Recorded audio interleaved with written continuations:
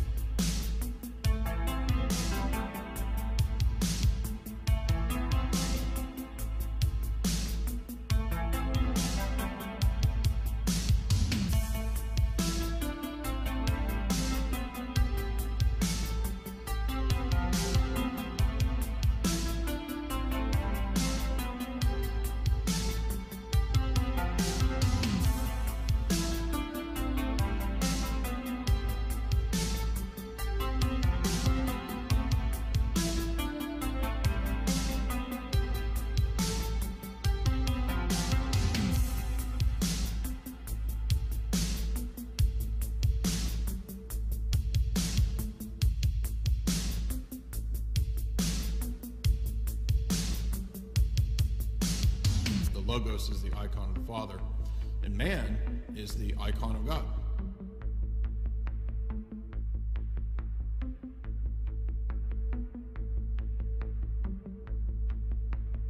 We are the image of God. Dyer wave 3.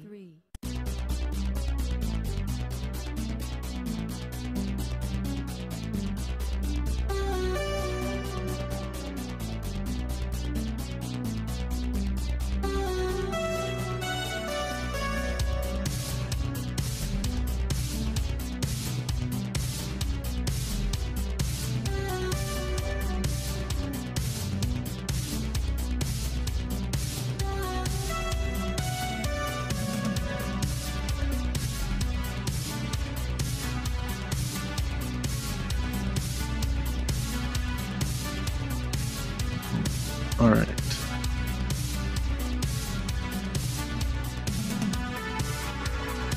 Microphone. Join with audio. What's up? Welcome. Okay, can you hear me, Jay? Yup. Okay, perfect. We're good. How are y'all today? So, good. How you doing? Doing good. Good. I don't know if Snek was able to get in touch with you. He said he had to Yeah. cancel. Okay, all right. Yeah. It's okay. It says something about his parents have to leave one day earlier, and it's just kind of like emergency packing or something. Okay. I don't know. Yeah, I told any of the mods if they wanted to, they could come on here if they can pull themselves away from their NATO operative duties, since everybody in our Discord server is simultaneously CIA, KGB, and NATO all at once. Yeah. But right, well, welcome Father Deacon, and welcome Kai. By the way, guys, I'll have the links to Father Deacon's channel and Orthodox Shahada, which is the project of Lewis and Kai together. Yep. And welcome. We're going to do the debate review. I don't have the entire debate queued up. I don't think we need to listen to the whole debate again. I think it's pretty much fresh in everybody's memory. I remember it vividly. We all, I think, watched it. And I think Kai wanted to kind of lay out some of his critiques that he believes are unique, to his take. So I'll go ahead and let him start. I don't know if you're welcome to stay. I mean, I'm not trying to say you need to leave, or you can do what you want. But you wanted to go ahead and have like the first stab at it, right? Yeah, go ahead. Yeah, I just wanted to kind of take a little bit of a moment just to kind of re-encapsulate the entire debate. Before I do that, just want to just say congratulations, Jay. I think you knocked it out of the ballpark. This was an excellent debate. Thank you. I really enjoyed it, and I think a lot of us really were really pleased to see, like, 'cause this was a long time in the making, and we're glad to see the effects of it. Also, I want to say congratulations to Lewis as well. He did an excellent job as a moderator. Yep. He didn't inject himself. He didn't try to give preference to any one side. He just let you guys talk it out, and just made sure you guys followed the rules and everything. So he did a really good job. I liked his enthusiasm. It kept the crowd going. So yeah, so thanks a lot, Lewis. Really appreciate that. Yeah, thank you. Right. I wanted to add too that I really appreciate you guys setting that up. I mean, that was of course not an easy debate to set up. It actually took quite a bit of planning, quite a bit of strategizing, and you guys doing a lot of work getting together. What the reading materials are that they're going to be using, that he uses. And isn't that who you guys actually had to write an actual letter to? Isn't that what happened? Well, we were driving because at that point we weren't actually in contact with him yet, and we had no means how to contact him. Like, I think Lewis had tried to contact through Facebook. He wasn't getting any responses. We just had no means of contacting him, so we were going to draft up a letter to just actually mail it to him to his mosque or something like That's that. Awesome. Yeah. But it worked out. He managed. There was one fellow that came onto the Discord server that was actually in contact with him, and then just that led to another, and Lewis was able to hook things up, make it happen. And Father Deacon, real quick before we get to Kai's analysis, how are you, Father Deacon? Oh, I'm doing great. Today's a great day. I got coffee in me. What else? I can barely hear you. Can you speak up a little louder? Turn my volume up. Yes, I have you up all the way.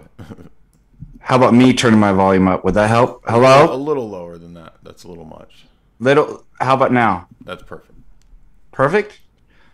Yeah, doing well. Thanks for having me on. And I second everything that Kai says.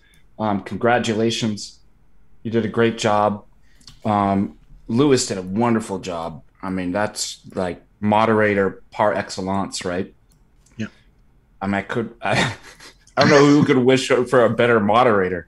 So I'm very proud of him. And I want to thank Kai, Lewis, and Jay for all the hard work that you did. And just for the, defending the kingdom of God and the gospel. So praise God. All right, well, Kai, if you want to, feel free to go ahead and start. I'm going to grab my coffee real quick. So give us your analysis. Get some popcorn. Get something. It's going to be a little bit while. Like, it's going to be a little bit lengthy, just because I don't want to do my analysis like in sound bites. Okay, so for me, there are three main things I would like to address. Okay, this is by no means covering all aspects of the debate. When we get talking with Jay and Father Dcn Ananias, we'll go into other details. But these are three prominent issues that really stood out for me. Okay. So this is going to be a little bit of a lengthy monologue. Please indulge me, but I want to provide a thorough, robust analysis. Okay. I think these are very important points and necessitate going into a bit of finer detail. Okay. They are directly related to the debate itself, but also highlight the approach that Muslims in general take in their apologetics with non-Muslims, okay, and or those unfamiliar with Arabic, okay, and you'll see where I'm going with this in a few moments. Okay, the first issue is related to Jay talking about the universe being created at a point in time, or to use an equivalent term often encountered in the literature, moment, but always with the understanding that God transcends time. The use of the terms time and moment are meant to indicate that the universe is contingent on God and not eternally coexisting with God or eternally emanated from God as a necessary effect. Certainly, we don't use the terms time and moment as if to imply some kind of temporal applicability to God, since God transcends time. In my opinion, it was a bit disingenuous for Sheikh Asrar to imply that Jay, an Orthodox Christian, was using the word time as if to mean that God is somehow bound by and limited by temporality. Being an Ashari, Sheikh Asrar is expected to de facto subscribe to the doctrine of occasionalism, which necessitates constant creation ex nihilo annihilation, creation ex nihilo annihilation repeatedly. So time itself is actually atomic or discrete in the Ashari school of thought.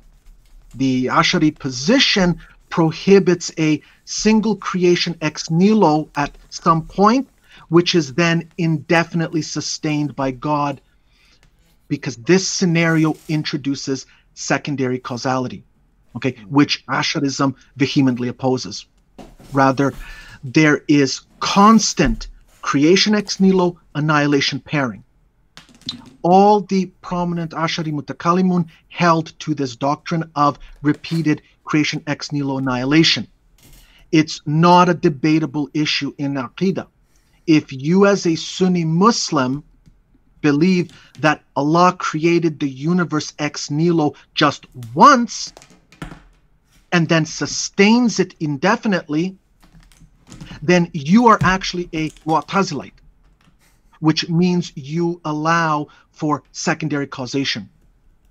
This is one of the reasons why Jay explicitly mentioned atomism and occasionalism during the debate, as it is directly related to causality and how to understand Tawhid and Allah's attributes, which Sheikh Asrar completely ignored. The raison d'etre of occasionalism in Ashari Kalam is to preserve Allah's omnipotence, sovereignty, and free will by restricting causal efficacy strictly to Allah, in complete opposition to the Mu'tazilite position. Occasionalism has a direct bearing on how one conceives of Tawhid. Each atomic time slice or creation annihilation pairing would be an occurrence or an occasion of God acting, hence the term occasionalism. The universe would have its quote-unquote first moment when it came into existence the first time, the first creation ex nihilo. Now, when Jay was referring to the point in time that the universe was created, it was an indication that the universe was not a priori established with God's existence or alongside God's essence. In other words, the existence of the universe is not a necessary effect of the essence of God. So the universe being contingent means that it is dependent on God, not coexisting eternally alongside God. By contingent is also meant that the universe's existence was preceded by its non-existence. So if the universe is not established alongside God's existence the way that the divine attributes or sifat are established alongside God's essence, then there is a coming into existence of the universe that is not a necessary effect. This coming into existence is an explicit act of God, but which in the Islamic scheme necessitates a potentiality being actualized in Allah. This actualizing of potentiality requires a fundamental change in God in the Islamic scheme. However, Sheikh Asrar believes he can escape the potentiality problem and the necessary effect problem by simply saying that Allah willed to create the universe at some moment or point in time, whatever term you want to use, to actuate the existence of the universe from non-existence, the act of bringing a potentiality into actuality by his decree, by his will, and not by necessity. But this actualization in the Islamic scheme does necessitate a fundamental change in Allah. So the issue in the debate is about Sheikh Asrar not grasping the implications of Islamic philosophy. Sheikh Asrar is of the opinion that he can take the position of Al-Ghazali, as elaborated in the Incoherence of the Philosophers, Tahafut al-Falasifa, by stating that the universe will actualize not because of a necessary effect, but rather because of Allah's will or decree, thus making the universe truly contingent. Those of you who are familiar with Al-Ghazali would have immediately recognized that this is the position Sheikh Asrar was taking in this debate. And all of this is connected to the attributes of Allah, to created effects, and as Al-Ghazali makes explicitly clear in the third treatise in his Al-Iqtisad fil I'tiqad, that all of Allah's actions are created and therefore contingent, and that none of Allah's actions are obligatory. Jay was pressing Sheikh Asrar on all these aspects. Now, just a quick side note, I found this hilarious. There was actually a Muslim that joined one of our Discord servers last night, pretending like he's knowledgeable in Islam, and he mentioned in the discussion, and I quote, he says, Allah's actions are also eternal and they don't begin to exist from non-existence. In other words, the actions of Allah are not contingent. When I saw this, I posted him a screenshot of Ghazali from Al-Iqtisad fil I'tiqad, where he explicitly states, and I'll quote you, the entirety of the acts of God, exalted is He, are contingent, and none of them may be described as obligatory. And the individual never posted, left the server, just simply left the server. Now, only the Eastern Orthodox Christian position, because of both the essence-energy distinction and the doctrine of the Logi that we see in St. Maximus and St. Gregory Palamas, which incidentally is something that you did not hear Sheikh Asrar talk about, can solve the problem so as to not have potentia in God while maintaining the doctrine of creation ex nihilo. In this debate, Sheikh Asrar demonstrated a total lack of familiarity with the Orthodox position. Okay. The Islamic position is unable to avoid potentia in God because of the way it conceives of the divine attributes. Simply taking Al-Ghazali's position or invoking the notion of quote-unquote active potency or passive potency, whatever kind of potency, does not solve the problem for Muslims. Okay. The Muslim concept of God being an eternal creator without a creation is not logically explainable by means of invoking some kind of potency, but rather forces the Islamic system into a reductio which necessitates a fundamental change in God once actualization of the universe occurs. Saying that Allah has active potency or passive potency with regards to the creation of the universe, or merely the ability to create the universe, does not mean that Muslims have solved the problem. Okay, it's a case of saying so doesn't make it so.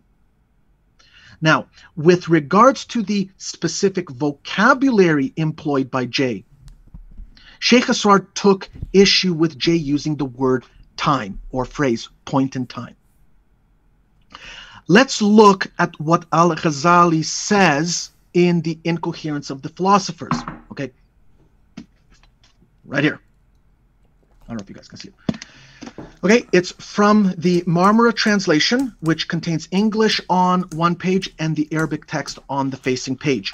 And this is from page 15. Okay, sorry here. What do we got? We got, the world was temporarily created by an eternal will that decreed its existence at the time in which it came to be, that the preceding non-existence continued to the point at which the world began, that existence prior to this was not willed and for this reason did not occur, that at the time in which the world was created, it was willed by the eternal will to be created at that time, and for this reason it was created then. Okay? Firstly, we see here that Sheikh Asrar's basic position is indeed based on Al-Ghazali, namely the manner or decree in which God wills to create the world in order to avoid the world being a necessary effect or an eternal emanation alongside God. Secondly, you notice how the English translation uses the term time. But let's look at the Arabic, okay? Existence at the time in which it came to be. وجوده في الوقت الذي وجد فيه. What's the word Al-Ghazali uses in Arabic? Waqt. What does waqt mean? Okay, let's take a look. Al-Mawrid. What does it mean? Waqt. Time. Period of time. Point of time. Juncture. What are synonyms in Arabic to waqt? Hin, zaman. So it's completely okay for Al-Ghazali to say time or point in time, waqt, but it's not okay for Jay to use the term. It's not okay for Jay to use the very same term that Sheikh Asrar's own scholar uses. Well, that was just to get out of the objection. Yeah, well, Jay, haven't we brought that up before? Yeah. I'm using a critique that can't be applied to me. Yeah. Just hang on a second. Don't worry. I've got all this fleshed out. Don't worry. I got all this fleshed out. This is awesome. Keep going. Okay. So just from a purely linguistic perspective, because Jay doesn't know Arabic, he can't read Al-Ghazali in the original Arabic. We see that Sheikh Asrar was being completely unreasonable in critiquing Jay's usage of the term time. Sheikh Asrar was trying to completely deny Jay the ability to convey certain concepts merely on linguistic grounds. Okay?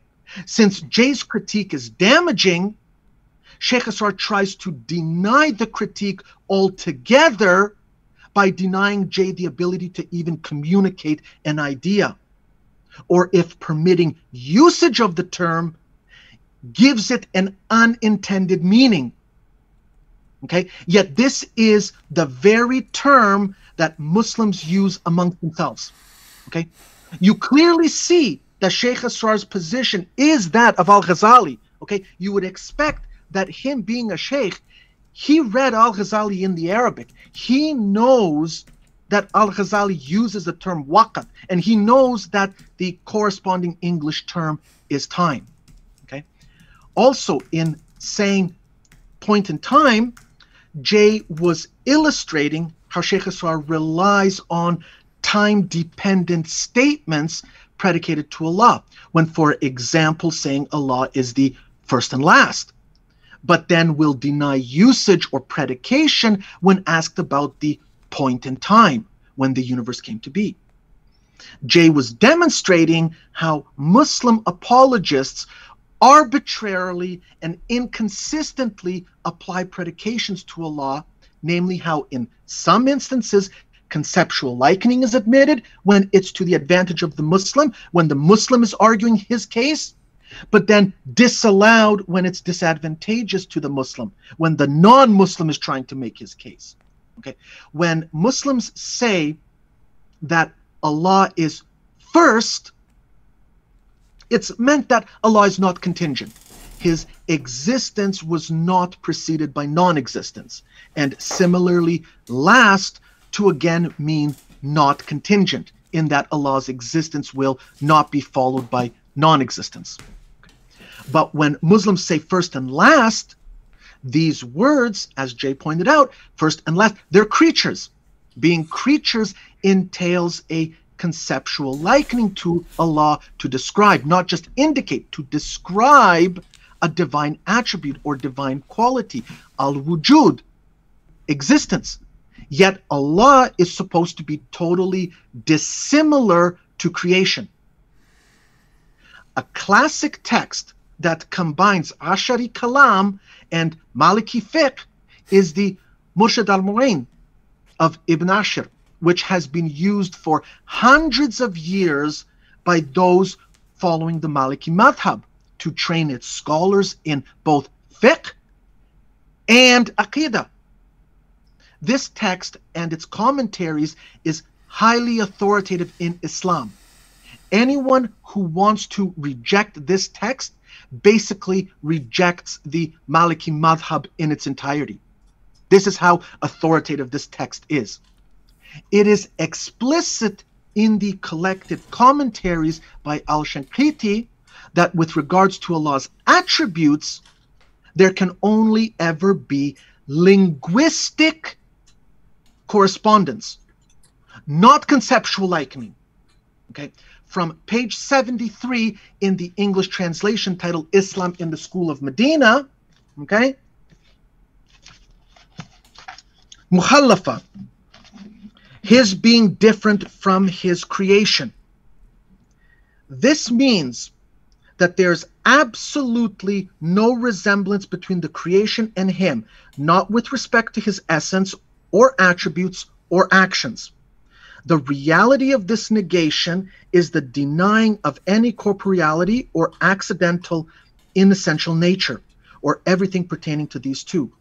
Allah, exalted is He, says, nothing is like Him. He is the all-hearing, the all-seeing. So that famous ayah, Laysa kamithlihi shay, meaning there is no essence like His essence, no name like His name, no action like His action, and no attribute like His attribute except through a linguistic correspondence.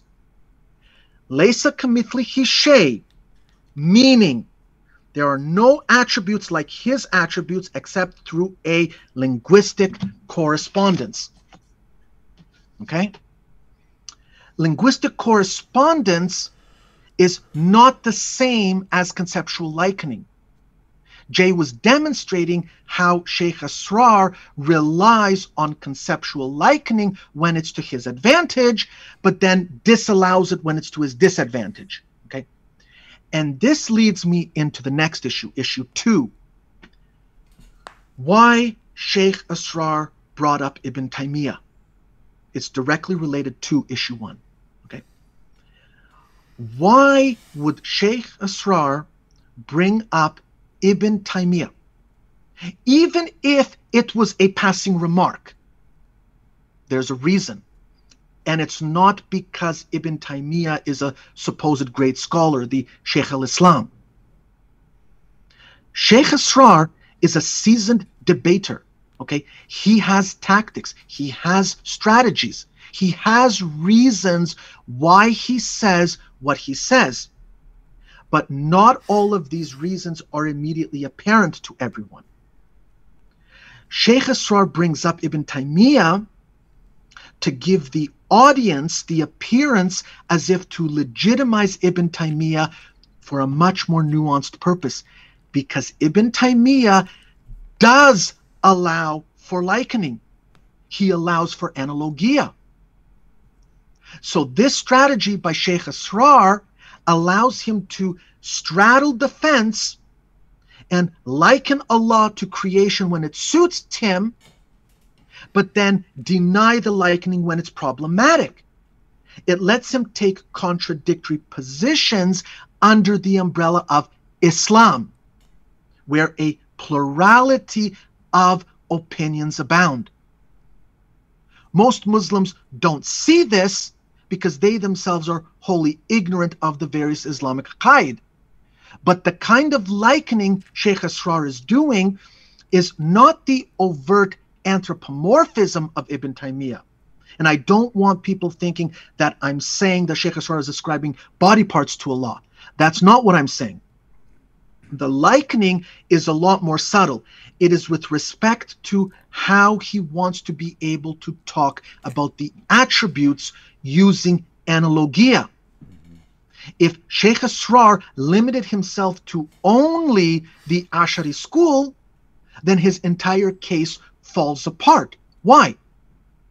Keep in mind the linguistic correspondence restriction I already mentioned from the Murshid al-Mu'in, and couple that to what we find in the exposition of the Sanusi Creed by Sheikh Fuda, namely that there is no conceptual likening between Allah and creation. The two are mutually exclusive. Consider page 146 specifically. Quote, contingent beings are those things that exist after non-existence, be they substances, accidents, or other than that. Parentheses, it is assumed that the world contains that which is neither a substance nor accident, such as pure abstractions. Close parentheses. Allah is absolutely dissimilar to all of that. Okay? Pure abstractions, Allah is absolutely dissimilar to all of that. Everything besides him is contingent. End quote. Okay, so you get that? So saying Allah is the first and last are pure abstractions. And by the Sanusi Creed, Allah is absolutely dissimilar to all of that, because first and last are contingent. They are creatures. The Sanusi Creed also makes it absolutely clear that anything that is inherently part of something that is contingent is itself contingent. So there's no possible way to describe Allah as first and last apart from predicating a purely linguistic correspondence without imposing contingency onto Allah. Okay, now you see why Sheikh Asrar found it important to work Ibn Taymiyyah into his position, to legitimize Ibn Taymiyyah as an authority in Islam so that he could do a little aqidah swapping behind the scenes when convenient. An Ash'ari relying on Ibn Taymiyyah in a debate on Ash'ari aqidah would be like Jay relying on Arian beliefs instead of Orthodox ones when talking about Christ. Okay? With respect to Ibn Taymiyyah in particular, consider the following. You have the very prominent and well-respected historical Ash'ari mutakallim Ibn Hajar al-Haytami, a giant in the Shafi'i madhab, issuing a fatwa against Ibn Taymiyyah in his celebrated Al-Fatawa al-Hadithiyah, saying he's a heretic. You have the well-respected Ash'ari mutakallim As-Subki in the commentary to this very Murshid al-Mu'in, saying Ibn Taymiyyah is closer to heresy than belief. You have the monumental Ash'ari mutakallim Fakhruddin Razi, who was a staunch advocate of atomism and developed so-called proofs for atomism, whose commentary to the Quran is published in 32 volumes, who also wrote a book critiquing anthropomorphism, the theology of Ibn Taymiyyah, titled Ta'si al-Taqdis, which itself was attacked by Ibn Taymiyyah. There are many, many more Ash'ari mutakallimun who considered Ibn Taymiyyah to be a heretic. But now, here is the real kicker. Sheikh Asrar himself recommended Jay to read the book on the Sanusi Creed as expounded by Sheikh Said Fuda, which Jay held up to the camera during the debate. Sorry, I only have it in an electronic copy. I don't have a physical one to lift it up here. It was the pink-colored one, okay? And it's from that which he quoted to substantiate his arguments. Okay. For those who don't know who Sheikh Fuda is, he currently resides in Jordan and is universally recognized among normative Sunni Muslims as being one of the foremost authorities of Ash'ari Aqidah in the world today. Now, listen carefully This is a little bit of a lengthy quote. Listen carefully what Sheikh Fuda writes about Ibn Taymiyyah in his introduction to the book on the Sunusi Creed, and then you're going to see how it ties into what Sheikh Asrar was doing. Quote, "We see a school of thought that was bar none the weakest Islamic school of thought, the way of anthropomorphism, the way of the Hashawiyah, crass literalists, and the way of resemblance between Allah and the creation. Those who ascribed themselves to this school in the past generations were too afraid to express that their beliefs openly. Most of the time, they would employ indirect allusion and ambiguous statements that were shared between them and others so as to provide them a way out, save themselves if they were asked. This group used to affirm a direction for Allah and call it ulu, loftiness or highness. They would say Allah is high. No one differs regarding general highness. However, this group used this general word and meant by it a physical direction. They used to describe Allah with the properties of corporeal bodies and call him the one of tremendous rank, knowing that this is agreed upon by all people. When these anthropomorphists would employ the word rank, they would mean size, confinement, and place. The Muslims who declare Allah exaltedly transcendent employ the word rank and intend by it nobility and the all-encompassing attributes such as omnipotence, knowledge, and the belief that nothing escapes the control of Allah, the exalted. They also intended by it his transcendence in his reality and existence. I'm almost done. In the past, the crass Hashawi rabble-rousers were too afraid to openly and explicitly declare their belief that Allah, the exalted, possesses bodily appendages, parts, and extremities. These days, however, they explicitly declare their belief in such matters and pull no punches. Furthermore, they try to refute their opponents among the people of truth and disparage them, labeling them as Jahmis, atheists, and people of negation. In fact, one of their senior-most scholars, to whom they have given the appellation Sheikh al-Islam, right? Just a side note, this reference to Sheikh al-Islam is a veiled reference, but everyone understands he is talking about Ibn Taymiyyah here. Sheikh al-Islam has explicitly stated that the sacred law has not deemed resemblance between Allah and the creation and those who do so blameworthy. In other words, it doesn't constitute kufr. It could be an incorrect position. It could put someone who might be a heretic, but it doesn't constitute kufr.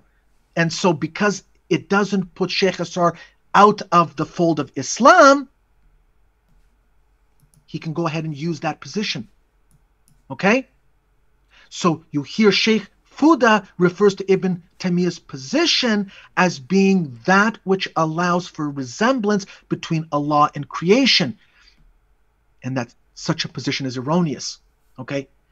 Do you Muslims perceive the dissonance? Okay? Sheikh Asrar is an Ashari. The Ashari Aqidah only permits linguistic correspondence to Allah. So by linguistic correspondence, you can say that Allah is al-wujud, but what does that actually mean? Allahu alam. How does the attribute of al-wujud differ from the attribute of al-hayat, differ from the attribute of al-irada? Allahu alam. Okay? Linguistic correspondence means that there is a difference, that these divine attributes can be predicated to Allah, but because Allah's attributes are totally dissimilar to creation, they cannot even be described. It is not that the attributes are unique in some way to Allah, that it is not applicable to us as creatures, but that we can otherwise describe them and understand them how they are applied to Allah. No, in order to describe Allah's attributes, even if they are totally unique to Allah, necessitates the employment of analogia, creatures, the very words of spoken language, to convey something about Allah who is totally dissimilar to creation, okay, including that which is pure abstraction, as the Sanusi Creed tells us. The moment you use language, i.e. creatures, to describe how the divine attributes actually differ between each other, how you can tell them apart, the employment of analogia, you are engaging in conceptual likening, which is strictly prohibited by the Ash'ari school. This is where Ibn Taymiyyah comes in, okay? Because Ibn Taymiyyah has no problems with using analogia. Sheikh Asrar recommended Jay read a book on the Ash'ari Aqidah that is expounded by one of the world's foremost authorities on Ash'ari thought, Sheikh Fuda, who provides a scathing criticism of Ibn Taymiyyah.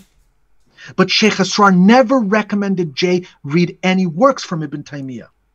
Nonetheless, Sheikh Asrar had no problem coming into the debate legitimizing Ibn Taymiyyah as an authority in Islam, even if just in passing, in order that he be able to hold to two contradictory positions: linguistic correspondence on the one hand and conceptual likening on the other, interchanging between the two when convenient, okay, in the hopes that Jay would not realize. And you see Sheikh Asrar doing this during the debate.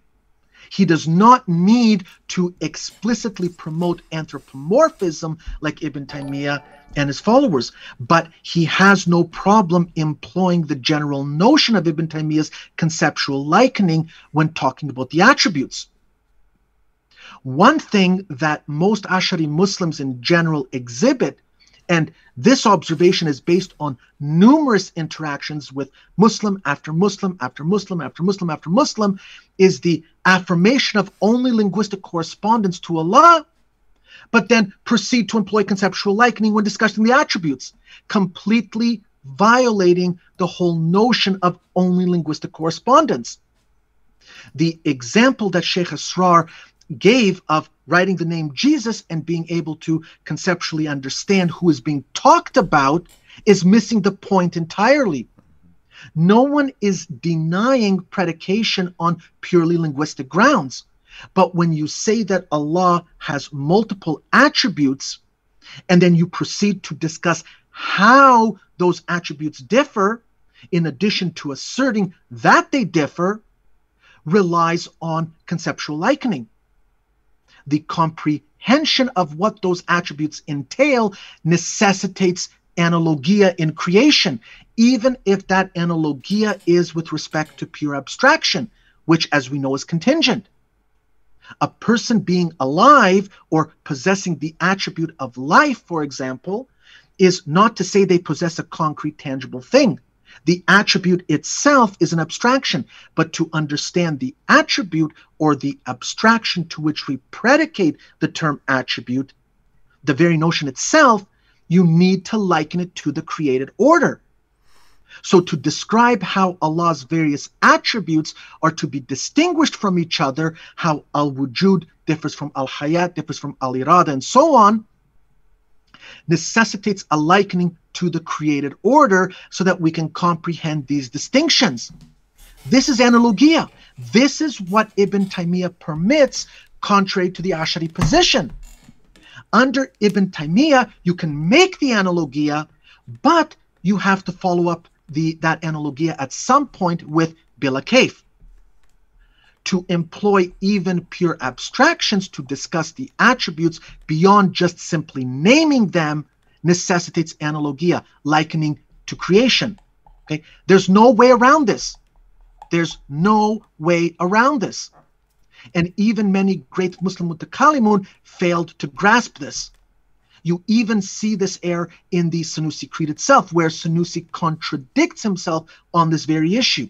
Okay, it's a serious problem for Ash'aris. It is an insurmountable problem. Sure, you might have Ash'ari scholar after Ash'ari scholar after Ash'ari scholar writing copious amounts of books on the subject, but that doesn't mean that what they write is logically coherent and consistent.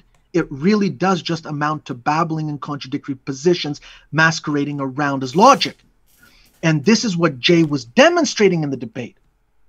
At the end of the day, Muslims have a serious logical problem with regards to the attributes. And every single time they try to solve this problem, they end up contradicting themselves. Every single time. Now, some Ash'aris will try to get out of the logical problem by saying something like some likening is permitted, or some type of likening is permitted, or a certain degree of likening is permitted. But this is just a purely arbitrary and ad hoc assertion. Okay, it's an absurd position, and it's an argument motivated out of desperation rather than logicity. Okay, it's just Muslims trying to have it both ways. Sheikh Asrar did not rely on sources solely from within his own Ash'ari school of thought to advance his position. Instead, he also relied on the one person most despised by Ash'aris, Ibn Taymiyyah. But this is a tactic that we Orthodox see on a regular basis employed by Muslims time and time again when they engage us, namely taking contradictory positions and swapping aqaid based on the situation, or even creating their own unique kind of patchwork aqidah. Okay, an example of patchwork aqidah would be, say, to take the Ash'ari position on divine attributes, but reject Ash'ari occasionalism and instead take the Athari position with regards to causality, completely failing to grasp that the various branches in Aqidah, the furu', are actually all intricately interlinked and intertwined with each other, such that changing things around has a devastating domino effect. Okay, so for example, failing to grasp that something like rejecting Ash'ari occasionalism actually pushes one towards the Mu'tazilite position with regards to causality and free will. But in order to stave off this Mu'tazilism, it necessitates the adoption of certain doctrines like Wahdat al-Wujud, which then ends up pushing the person towards panentheism or monism instead. Okay? People who take the patchwork approach to Aqidah think themselves intelligent, but in reality exhibit nothing more than extreme arrogance. Okay, they haven't gone through all the logical steps to realize the reductio consequences of rejecting occasionalism while holding to ontologically real, distinct, eternal attributes. The patchwork approach, or even the Aqidah swapping approach, is blatant disrespect of one's scholarly heritage. It's not that the earlier scholars of Islam are infallible, but rather before someone settles on a certain course of action and establishes their own unique position within Islam, they need to first humble themselves in recognition of the fact that the scholars of previous generations were in all likelihood more smarter than them. One needs to fully comprehend the implications of the positions one wants to reject. There's a reason why every single prominent Ash'ari mutakallim holds to both ontologically real, distinct, eternal attributes and occasionalism. The two doctrines can't be decoupled without serious repercussions. The Ash'ari position with respect to occasionalism, okay, is the single most important argument against the Mu'tazilites. All the other polemics against the Mu'tazilites are secondary. Occasionalism is the primary rebuttal against the Mu'tazilites in order to safeguard Allah's omnipotence, sovereignty, and free will, and at the same time safeguards Allah being munazzih.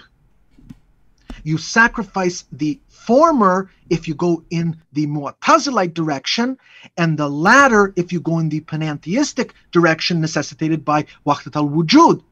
So one or the other when you reject occasionalism, okay? Yet you maintain ontologically real, distinct, eternal attributes.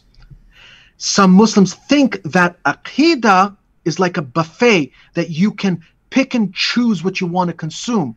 However, just like a buffet, combine too much of the wrong foods and you're going to end up with a really bad stomach ache. But you don't get the stomach ache while you're eating. The stomach ache comes later when it's too late and you end up vomiting all over yourself, and then you got to go shopping for new underwear. Those of you who follow the Ash'ari school of thought, ask yourselves, seriously ask yourselves, why in the world would an Ash'ari Sheikh rely on Ibn Taymiyyah in any capacity whatsoever, but especially in a debate on Aqidah? Is the Ash'ari Aqidah deficient that it needs Ibn Taymiyyah? Sheikh Fuda in his introduction to the Sunusi Creed is very explicit that it is the Ash'aris who promote the correct Aqidah, the Ash'aris who promote correct Islam, in explicit contrast to the Ibn Taymiyyah position. But Sheikh Asrar, an Ash'ari, relies on Ibn Taymiyyah. He doesn't tell us that he's relying on Ibn Taymiyyah, he's just doing it, okay, because Ibn Taymiyyah allows for analogia, which contradicts the Ash'ari position. Okay? Now, the basic Ibn Taymiyyah position, not its fully fleshed out elaboration, just the basic idea of permitting likening, is needed by Sheikh Asrar in order to avoid the logical problem of the attributes when you restrict any predication to Allah as being only linguistic correspondence, which is exactly what Jay was going after. Okay? Jay repeatedly stated that the Orthodox Christian position doesn't have a problem with analogia because it doesn't restrict its theology like the Ash'ari position does. But Sheikh Asrar tries to apply the Ibn Taymiyyah position to the attributes as a way out, hoping Jay would not realize that this is what he's doing. Okay, this move by Sheikh Asrar, in my opinion, was intellectually dishonest. Sheikh Asrar couldn't pick just one Aqidah and stick to it. He was not able to prove his position from just the Ash'ari school. And this demonstrates the complete epistemological failure of Islam. Jay was exposing the inconsistencies and incoherent position of Sheikh Asrar. Anyone knowledgeable in the various formulated expositions of Islamic Aqidah, for example, Sanusiya, Tahawiyya, Nasafiyya, Wasatiyya, and various commentaries like Taftazani, Maidani, Ghaznawi, Shaybani, Ibn Abi al-Iz, and others would have recognized this instantly. Okay, and now the last issue. Okay, this is the third issue I would like to address, and I'll wrap up. It's concerned with the argument that Sheikh Asrar made to the effect that people have a natural disposition to rationally conclude in Islamic Tawhid over that of Christian Trinity.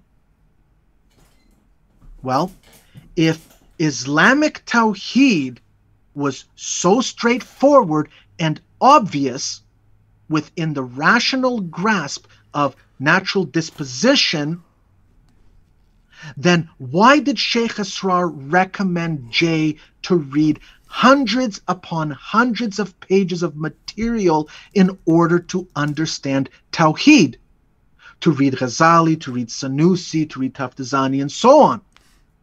Consider also Maturidi's Kitab al-Tawhid, the book of Tawhid. 535 pages as published in Arabic.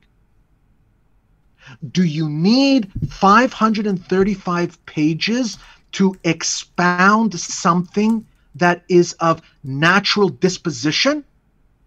Does that make sense to you? Moreover, when it comes to natural disposition, How can Muslims be certain that the Amazonian savage, or that guy stranded on an island who has never been exposed to outside civilizations, will come to the conclusion through rational thought that God has ontologically real, distinct, eternal attributes that are established with the essence of God, versus the Mu'tazilite position that the essence and attributes are really one and the same? Is the Mu'tazilite position any less Tawhid than the Ash'ari position? Still one God. You can't be guaranteed that the Amazonian savage will arrive at the Ash'ari position, because Islamic tradition itself debated the very point of how to conceive of the attributes. Normative Sunni Muslims will say that the Mu'tazilites are heretics, but then you're missing the whole point. It's not obvious from the outset why the Mu'tazilites are heretics. Sunni Muslims have to argue the case. They have to present the case why the Mu'tazilites are wrong, but in order to do that, Sunni Muslims have to first develop the relevant theology. Consider what we find in Reliance of the Traveler, okay? A classical manual of Islamic sacred law of the Shafi'i madhab, okay, about bid'ah hasana and fard kifaya, to develop the theology in order to combat the Mu'tazilites. On pages 915 and 916, it has been stated by Iz ibn Abdussalam that innovations, bid'ah, fall under the 5 headings of the sacred law: the obligatory, unlawful, recommended, offensive, and permissible.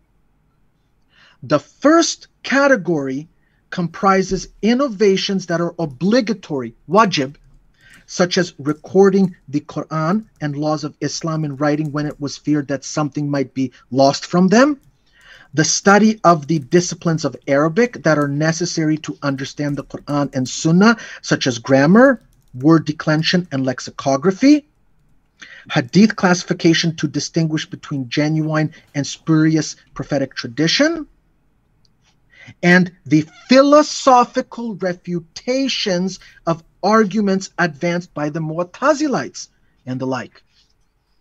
Because his classification of innovation, bid'ah, was established on a firm basis in Islamic jurisprudence and legal principles, it was confirmed by Imam Nawawi, Ibn Hajar al-Asqalani, and the vast majority of Islamic scholars, who received his words with acceptance and viewed it obligatory to apply them to the new events and contingencies that occur with the changing times and the peoples who live in them.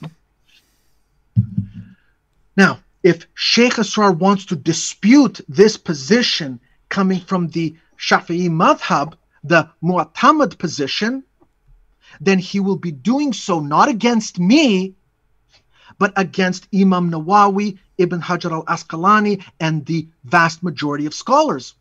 Okay? I'm giving you proof from your own sources, Muslims, but go ahead and reject it. Okay?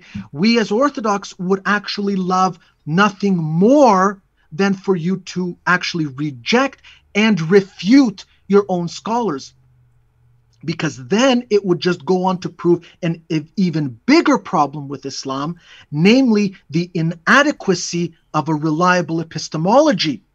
Okay, so it's a lose-lose for you Muslims either which way. Now, pause and think about this. Your scholars had to enshrine it in Sharia, in Islamic sacred law, that it is bid'ah hasana, a worthy innovation, and fard kifaya, communal obligation, to develop Ash'ari theology in order to counter the Mu'tazilites. Now remember, Ash'ari himself used to be a Mu'tazilite until he defected and set up his own theological positions.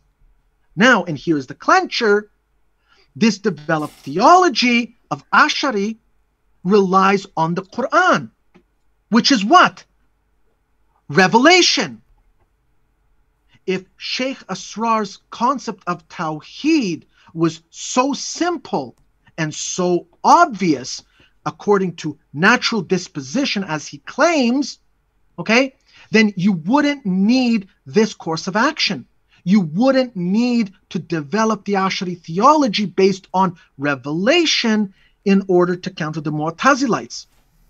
So the argument from Sheikh Asrar falls flat on its face. It's in sujud.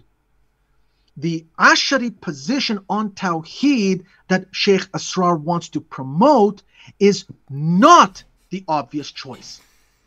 Asking the question, does natural disposition lead you to Ash'ari Tawhid or Orthodox Trinity? The answer is neither. It's a false dichotomy. Both positions rely on revelation. What does Sheikh Asrar say right at the very beginning of the debate? The issue, Ilmul Kalam, is not straightforward. Go and listen to that in his opening statement. Okay?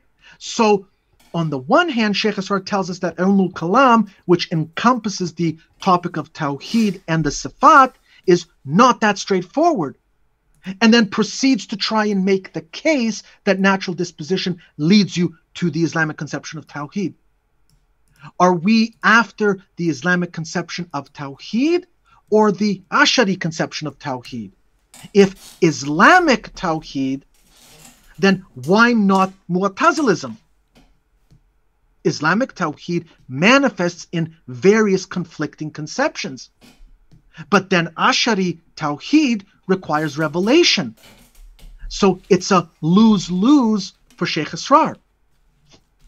On the one hand, Sheikh Asrar recognizes that the notion of Islamic Tawhid is multifaceted and complex, namely that it's not just believing in one God, but also how you believe in that one God. For example, the way one conceives of the attributes directly affects Tawhid, requiring hundreds and hundreds of pages to explain, and which are ultimately grounded in revelation. But then on the other hand, Sheikh Asrar is arguing for a conception of Tawhid that just means monotheism, as if to imply the doctrine of the Holy Trinity is not monotheistic or not of the same kind of monotheism and something that is overly complex. Okay. This approach is underhanded and intellectually dishonest and relies on purposeful equivocation on the notion of Tawhid. Sheikh Asrar's position on this whole issue is not valid argumentation for two reasons. One, it goes against the very dictates of what Islam itself mandates. Why would you need to formally enact in Sharia as Bid'ah Hasana and Fard Kifaya the theology that is supposed to be the natural disposition of everyone? It makes absolutely no sense. And two, equivocating on the notion of Tawhid.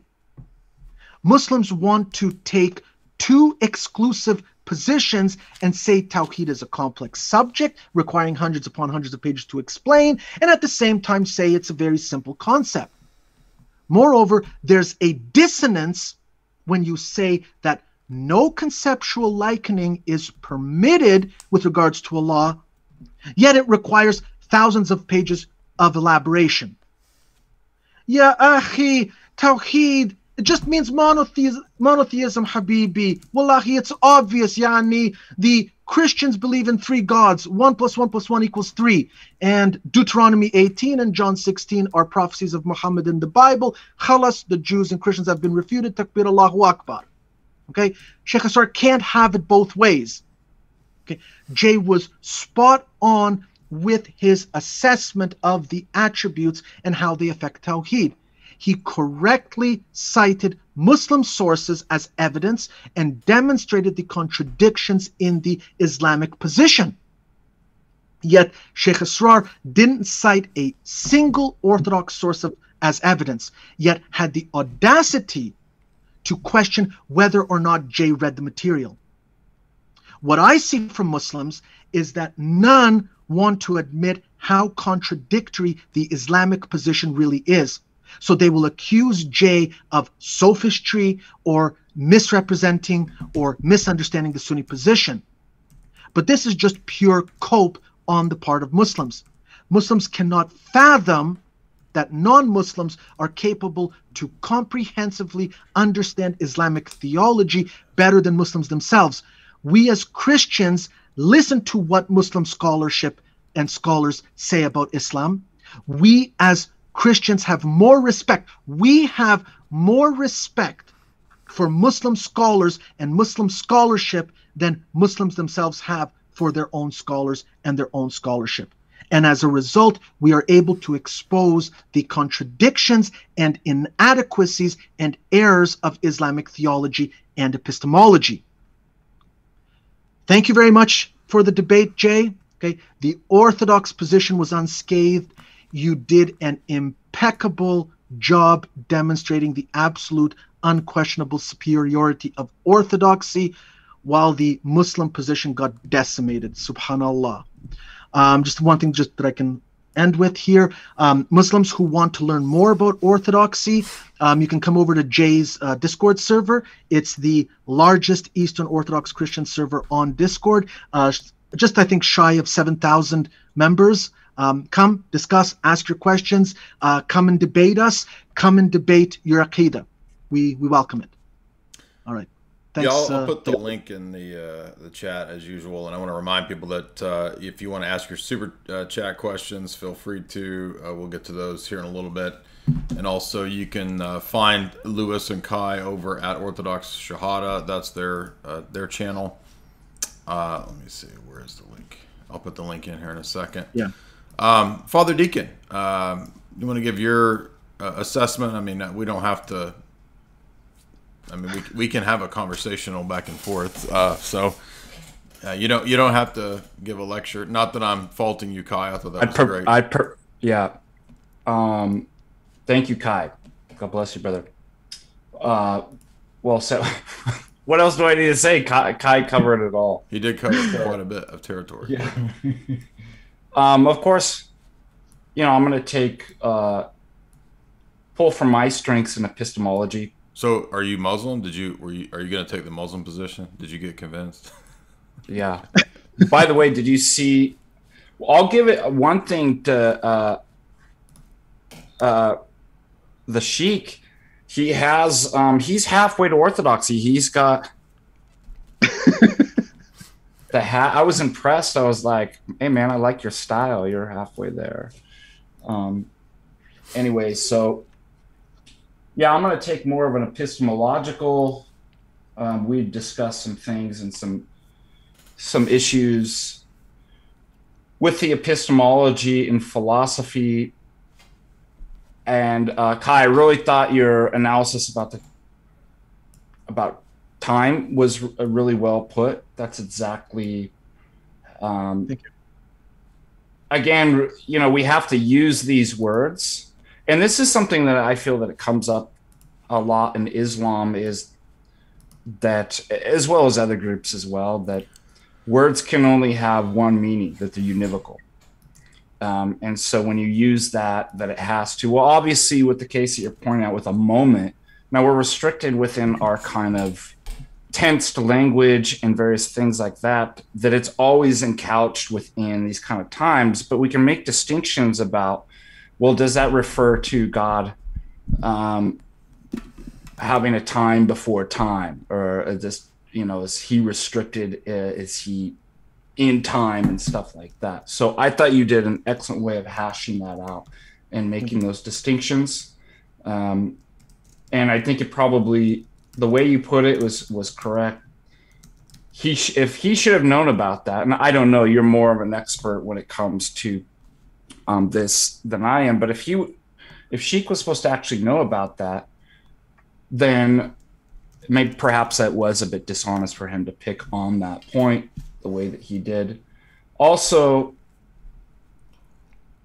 I'd like to talk about it didn't seem that Sheikh Asrar was getting Jay's point about the difficulties of the analogia entis. And so maybe we can take a little bit of time to kind of unpack that. The problem isn't whether you're actually saying there's an analogy there. Problem is whether your system, your paradigm, your theology can allow for that in a consistent way. Yeah. And so what I saw was he just kept repeating the position, but you were asking. Yeah, it's exactly what Thomas do. We ask for the justification given what you say elsewhere, not for you to restate the position 20 times. We know you have that position. That's not an argument. Yeah, that's right. So, and again, with debates, you're asking for.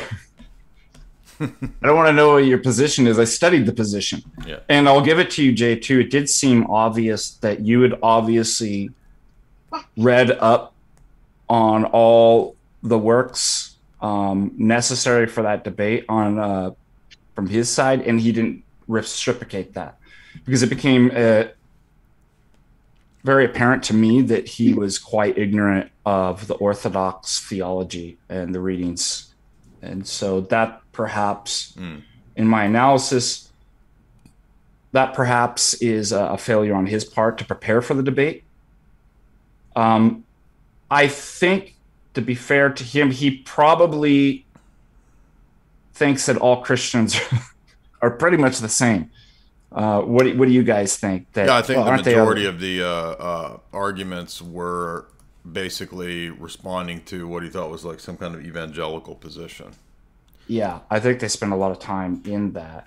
And so again, just going into a debate to read up on the literature and the position of the other person. So bravo, Jay, that you had done that. It came readily across that you had prepared that, whereas Asrar didn't actually seem to know that. But let's talk a little bit about what is the problem with his paradigm or theology in the Analogia Entis, and then we could maybe perhaps even go into some of the modal collapse. Kai had picked the modal collapse arguments. Kai had picked up a little bit on that, as far as he was trying to skirt the issue of talking about potencies, and we'll talk about what does it mean to be God, eternally creator or eternally willing.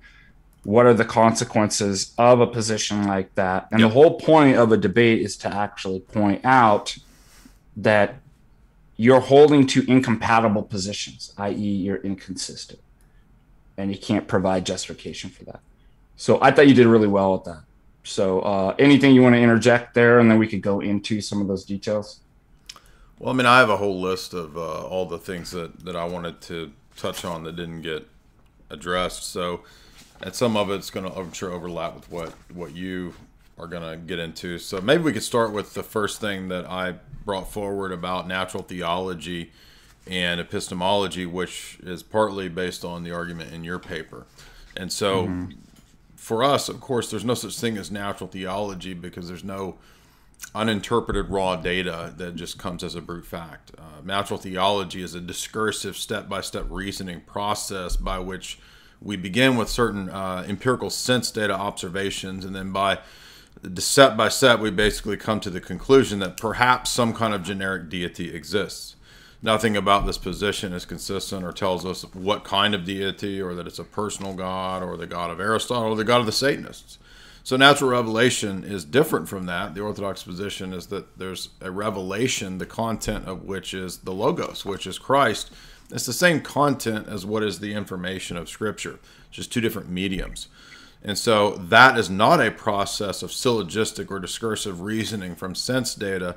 It is rather a direct, intuitive, noetic sense that there is a God and that we are accountable. That's why when you read Romans 1, Paul says that all men are accountable to God. He doesn't say anything about syllogistic, empirical sense data reasoning to some kind of probabilistic deity. He says that all men in their hearts know that there's one God and that we are accountable to him, and that we have morally failed to keep his commandments, his 10 commandments, and to love him.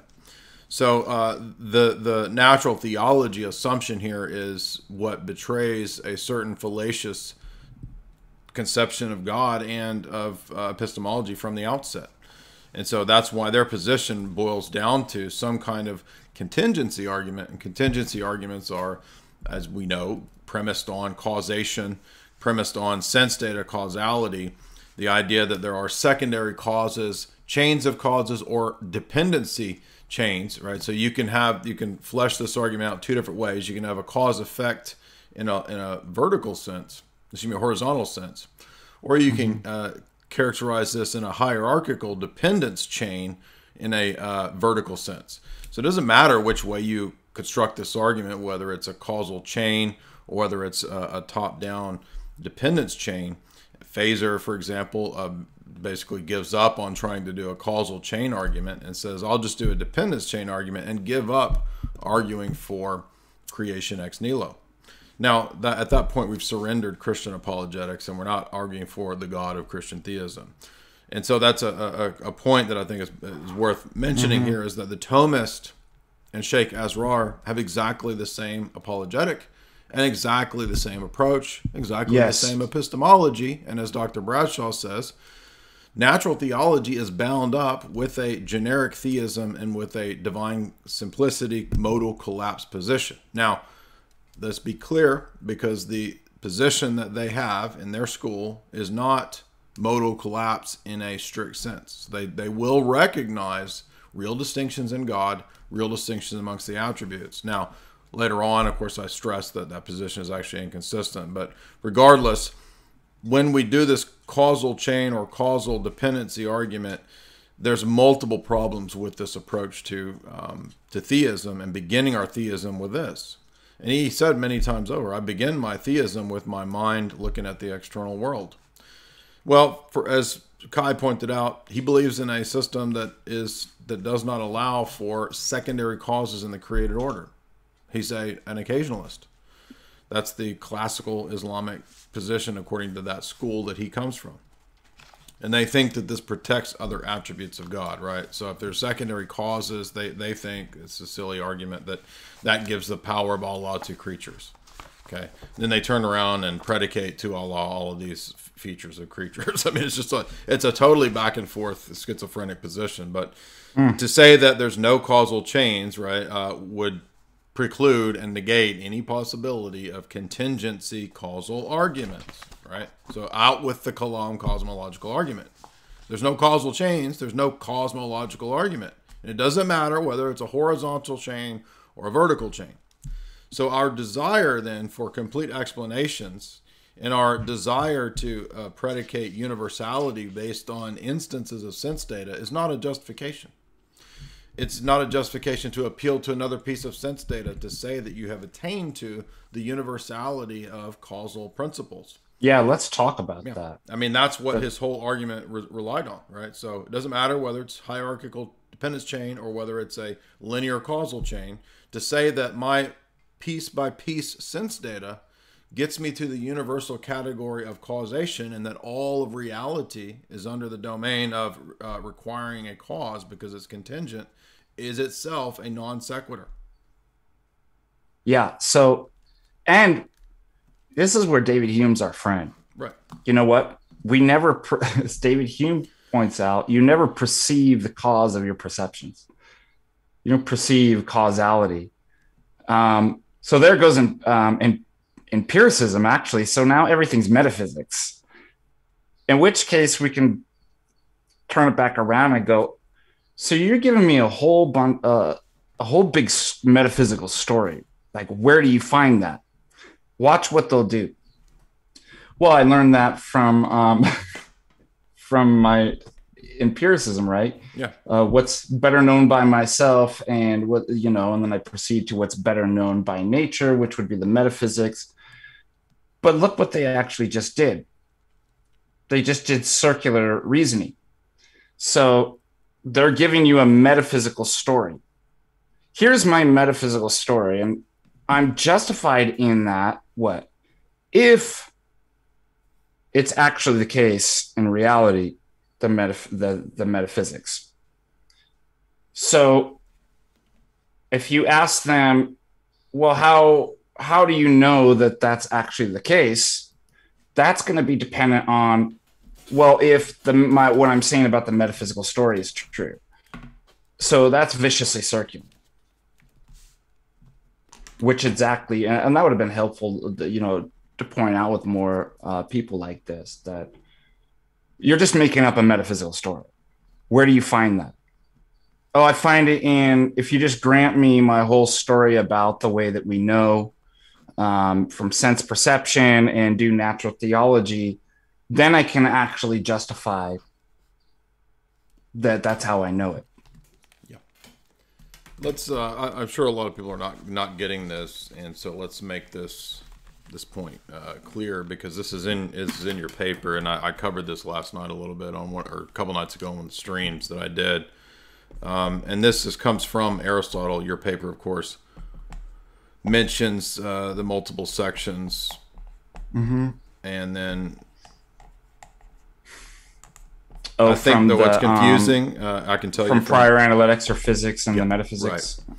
Yeah. What's confusing is the term nature there, because most of the time when we hear nature, we think of the external world and this kind of stuff. So remember that in this scheme, there is a wall between God and the world. And that wall is not just a metaphysical wall, it's also a wall in the domain of epistemology. And so if you look at this, the way that Father Deacon lays this out in his paper, he notes that when Aristotle speaks, number one, of what is better known by us versus what is known in itself by nature, in this case, known in itself is God. All right, God is the being that is the cause, that is the actualizer, that is the first being, the greatest being, or whatever. And so how do we know this? Well, we know this via this, what is known by us. Now, in the Aristotelian system, just like all the natural theology systems, this is empirical sense data. Doesn't mean that they only believe in materialism or that they only believe in empiricism, but that there's nothing in the intellect that is not first in the senses or in sense data. So the epistemological starting point of the position is this. And every time we have this argument, people in that position just are dishonest and say, you're saying we're empiricists. You're saying we don't believe in abstract objects. No, that is not what I said. What I said was that your epistemic starting point is here. But here's the irony that Father Deacon points out in his paper, which is that this is known by this, and the distinction itself between these two is known via this. Do you see the problem in that? Because if I say that 1 and 2 are the case because of this one, and I ask you, well, how do you know this one or this one? You just simply say, well, by this one. Because of that one. Well put. That's exactly. I mean, that's how simple point. This is to refute. And it's amazing, kind of, really, that people don't see the flaw in this. I mean, that they now you say, well, okay, but how does that translate into a problem for this argument? Well, here, God and world, we're in the world, right? We are knowing things via sense data. There's a wall between God and the sense data, because all you ever know is the created effects. You don't know this in itself. You never directly experience this. All you're experiencing is a series of created effects. So guess what? This is the same problem that Thomists have. There's a problem just as much for Thomism as it is for the Muslims or any position of classical theism or natural theology. Because it's grounded in autonomous epistemology. It's not grounded in revelation. It's not that hard to figure out. It's not a difficult argument, right? And let's talk about that too. Yeah, that can you comment on this? Like, why does this not work?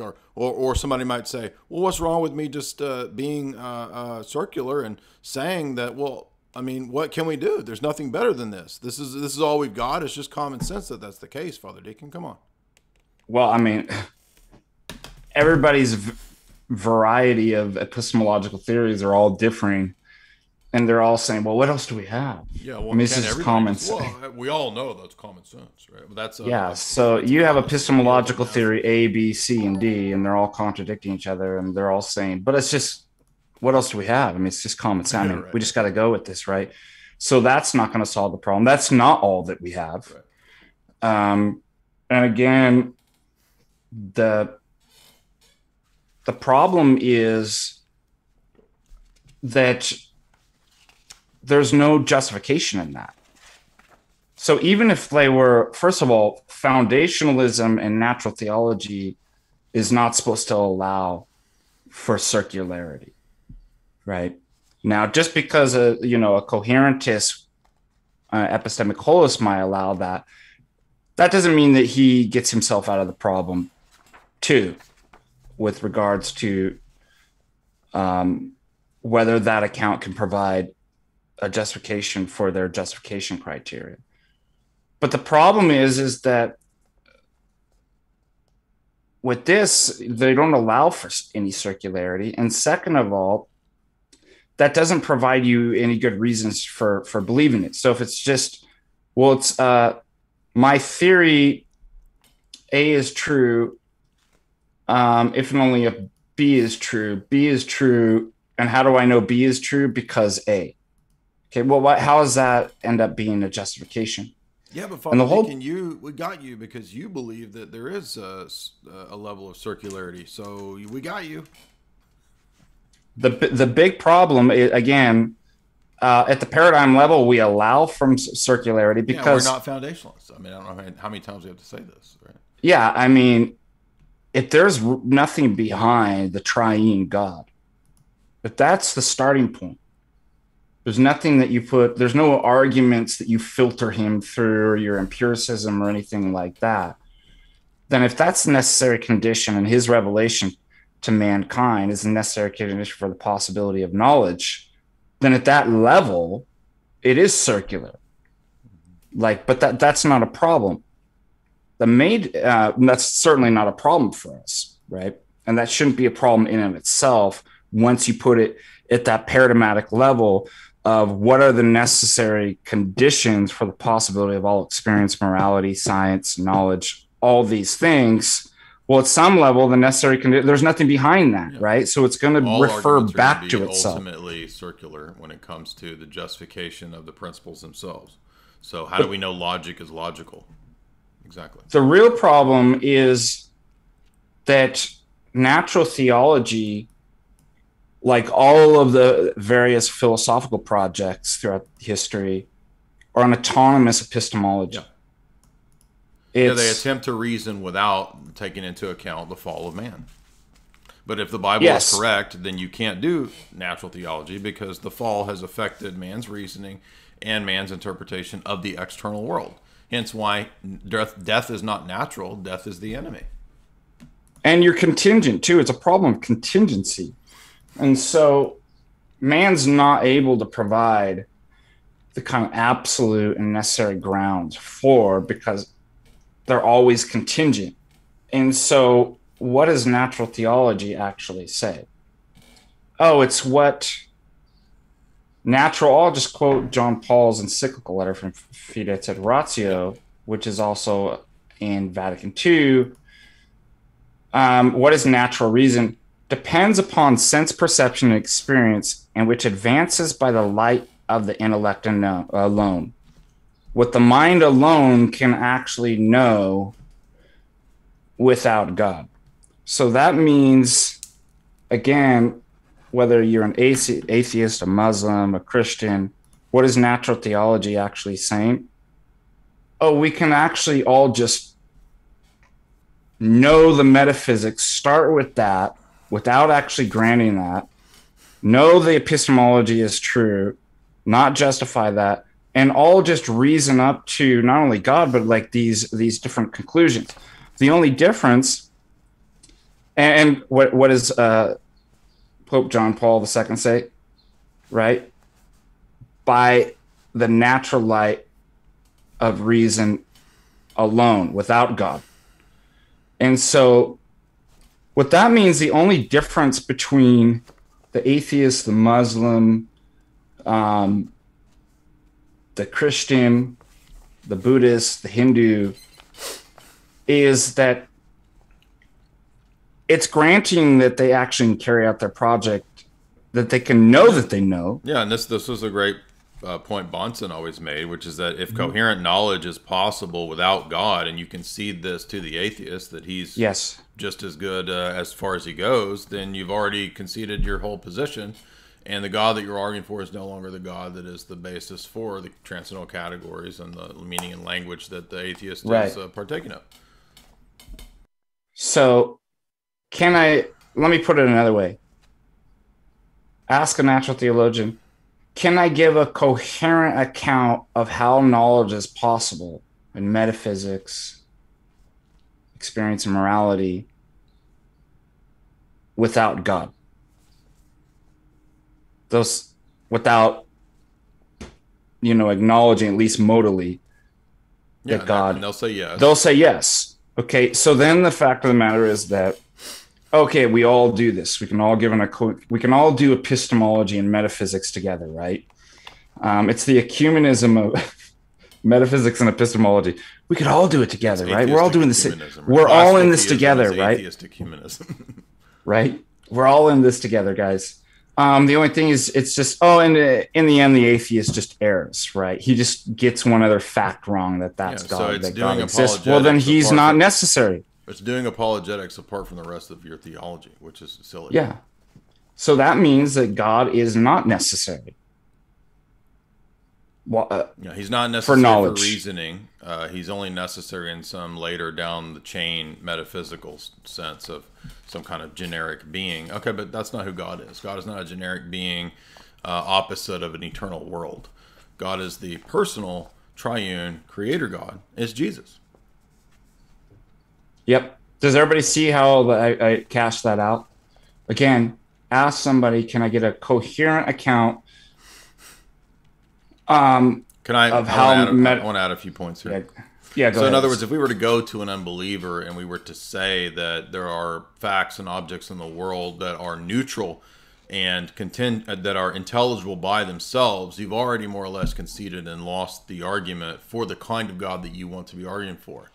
And the reason for that is that, first of all, the arguments like the cosmological argument, Kalam, and so forth, they posit all of these things that are assumed and not justified, and don't lead to, they're non sequiturs. For example, if God is an object, right, and you include him amongst the things that exist, then existence is now a univocal concept.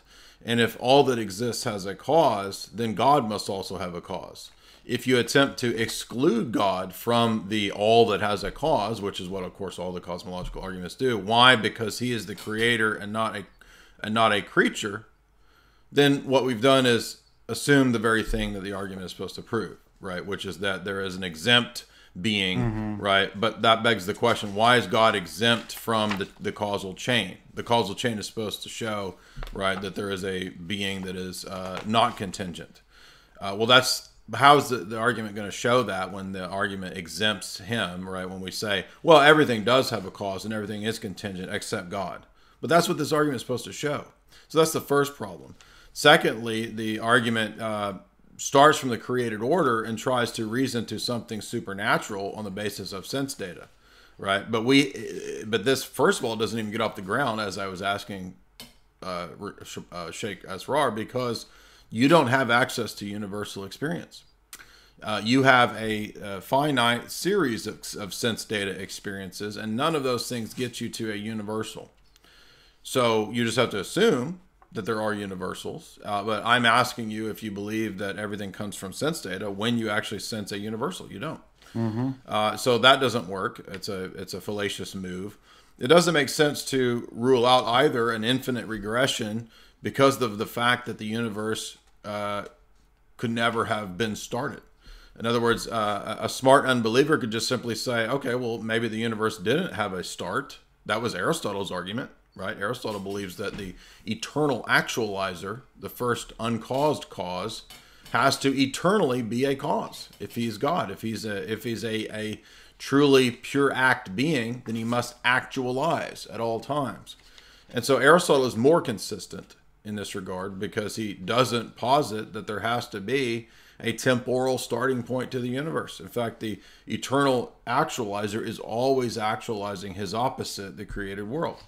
And so now you have a dyad. All right? Basil critiques this in Hexameron 2. So the next point there is that if the universe, by the way, even if you did concede that the universe had a start, it doesn't require that the being be singular. In fact, Aristotle contradicts himself and posits at sometimes multiple first causes as well as a single first cause. So in other words, on what basis a priori are we supposed to assume that oh, well, we all know there has to be a first cause to the universe, and that first cause has to be a single first cause. In other words, we have all of these tacked on things that we're supposed to accept just to move in this argument. But this argument is supposed to be the starting point. So this argument is asking us to accept a host of metaphysical things, and as Father Deacon said, a giant metaphysical story that has not yet been justified. This is a terrible argument. These arguments, all of these arguments that are classical arguments, are just not very good. The other one, of course, which often gets pointed out, which I think is a valid critique, which is this argument assumes that what's true of it's a parts whole fallacy, right? And Bonson used to give the example of Legos. He would say, well, if each Lego weighs an ounce, do I conclude that when I build a 10-foot statue out of Legos that the entire 10-foot statue then therefore weighs an ounce? Mm-hmm. No, fallacy because just because something's true of the parts, it doesn't follow that it's true of the whole.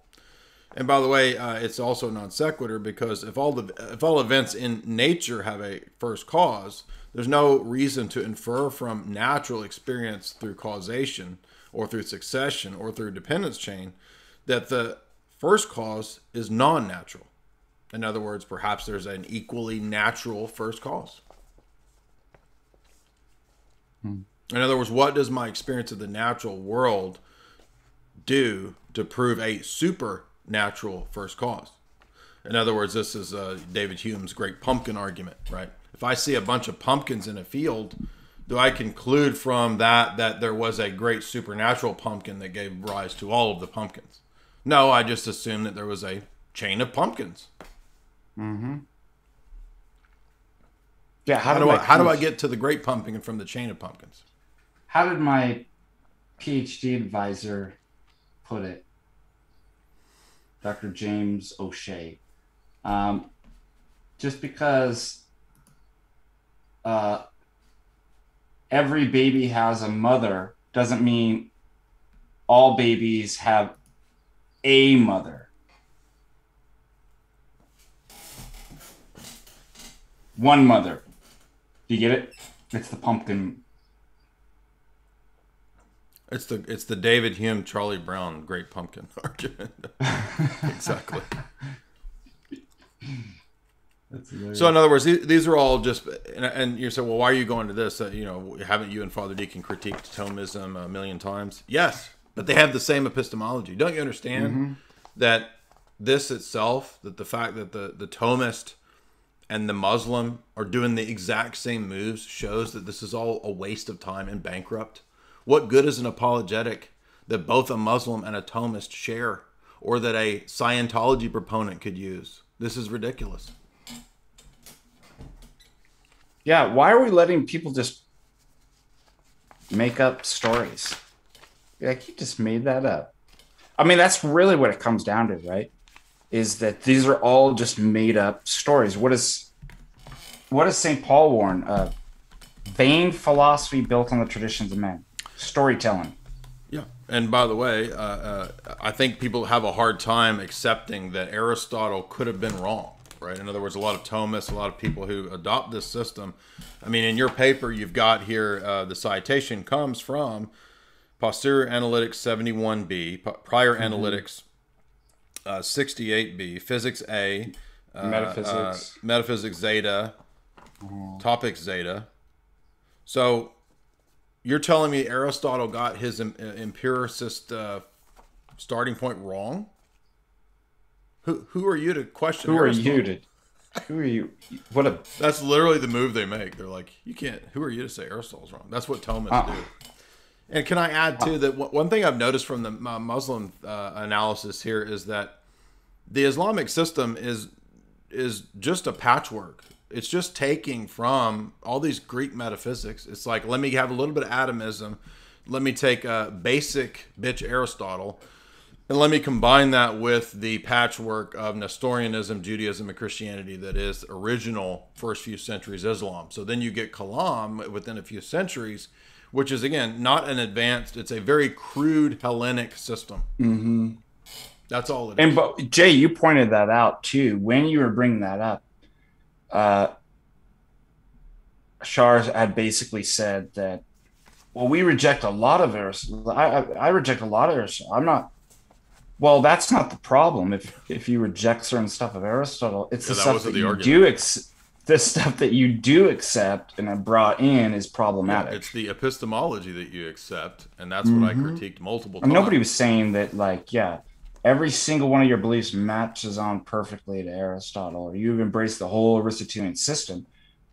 You've been influenced and embraced enough of the stuff that's problematic in the epistemology that's going to cause a problem for you. That was your point. Yeah, and notice that the Thomist and the Muslim do two different moves here, right? The Muslim says there's absolute dissimilarity between Allah and his creatures, and then attempts to do all this predication and divine naming, which is based on creatures by admission. And when he says to get around this dilemma, well, it's just a conceptual signification. It doesn't mean that in your head the actual attributes of Allah are there. Well, I wasn't making that argument, and just that wasn't your argument. And just to say that it's merely conceptual doesn't solve the dilemma, because the conceptions are still creatures, and they bear no similarity to the multitudes of attributes that you believe are really distinct. So yeah, that's it's just moving the problem back a step. It doesn't solve the question, and so you have to have analogical predication at some point. Now the Thomist does the exact opposite and says, well, there is analogical predication, and it's to the essence of God. Creatures bear a analogical reflection to the divine essence. And then Thomists turn around and say, via negativa and apophatic theology, there's no similarity between creatures and God's essence, right? So they have a because they attempt to do via negativa. Oh, and remember the key part there is God's essence is identical to existence, right, but then it doesn't. So that's the end theme, the missing, hidden kind of premise. Yeah, but it's not just that. It's also all the created world comes to be because there's a divine idea which is identical to the divine essence. Oh, yeah, and by the way, there's no real distinctions in the divine essence. So let's talk a little bit, and we'll go through this. What Asrar didn't seem to get, because he thought he was getting out of this by saying, oh, that's just conceptual. It doesn't refer to God in himself or anything like that. Okay. Well, then it doesn't pick out real distinctions in Allah. That's the point. And it may not pick out Allah. And it doesn't tell you anything about Allah. How do you know that it's not? And this is the issue that comes up in philosophy of language. Yeah. The problem of intentionality. And that our words and sentences pick out stuff. Okay, they hit. When I say, I'm thinking about J in Tennessee, it doesn't hit J in Colorado. Right. That stuff like that. Okay, so what do we have here with words? You have a sign, and then the thing signified. Okay, so at the very least, there's an intentionality, whether it refers to something in it or just the mode of signification or something conceptually in you. There's an intention. That means there's a relation of some sort between the thing, the sign, and the thing signified, at the very least, right? Now, yeah, the other irony too, by the way, which I don't know if what his specific school thinks about language theory, but if you read the commentary on the Taftazani commentary, which is one of the books that was recommended, I can't get this right. They have a crude correspondence theory of language and truth. So what do words mean? What do propositions refer to? Well, the word just refers to the object in the world. Oh, really? Is that true then of the predication of Allah? Right. So anytime that you have a relation, whether it's in language through intention, whether it's making a comparison of greater or less or something like that, or a causal relation, in order to relate two things, there must be at least some likeness in order to relate the two. So this is what he wasn't getting. If you're saying this is nothing like this, then it doesn't matter what you think that word's actually saying or the way that you're signifying or whether it refers to the thing itself or your mind.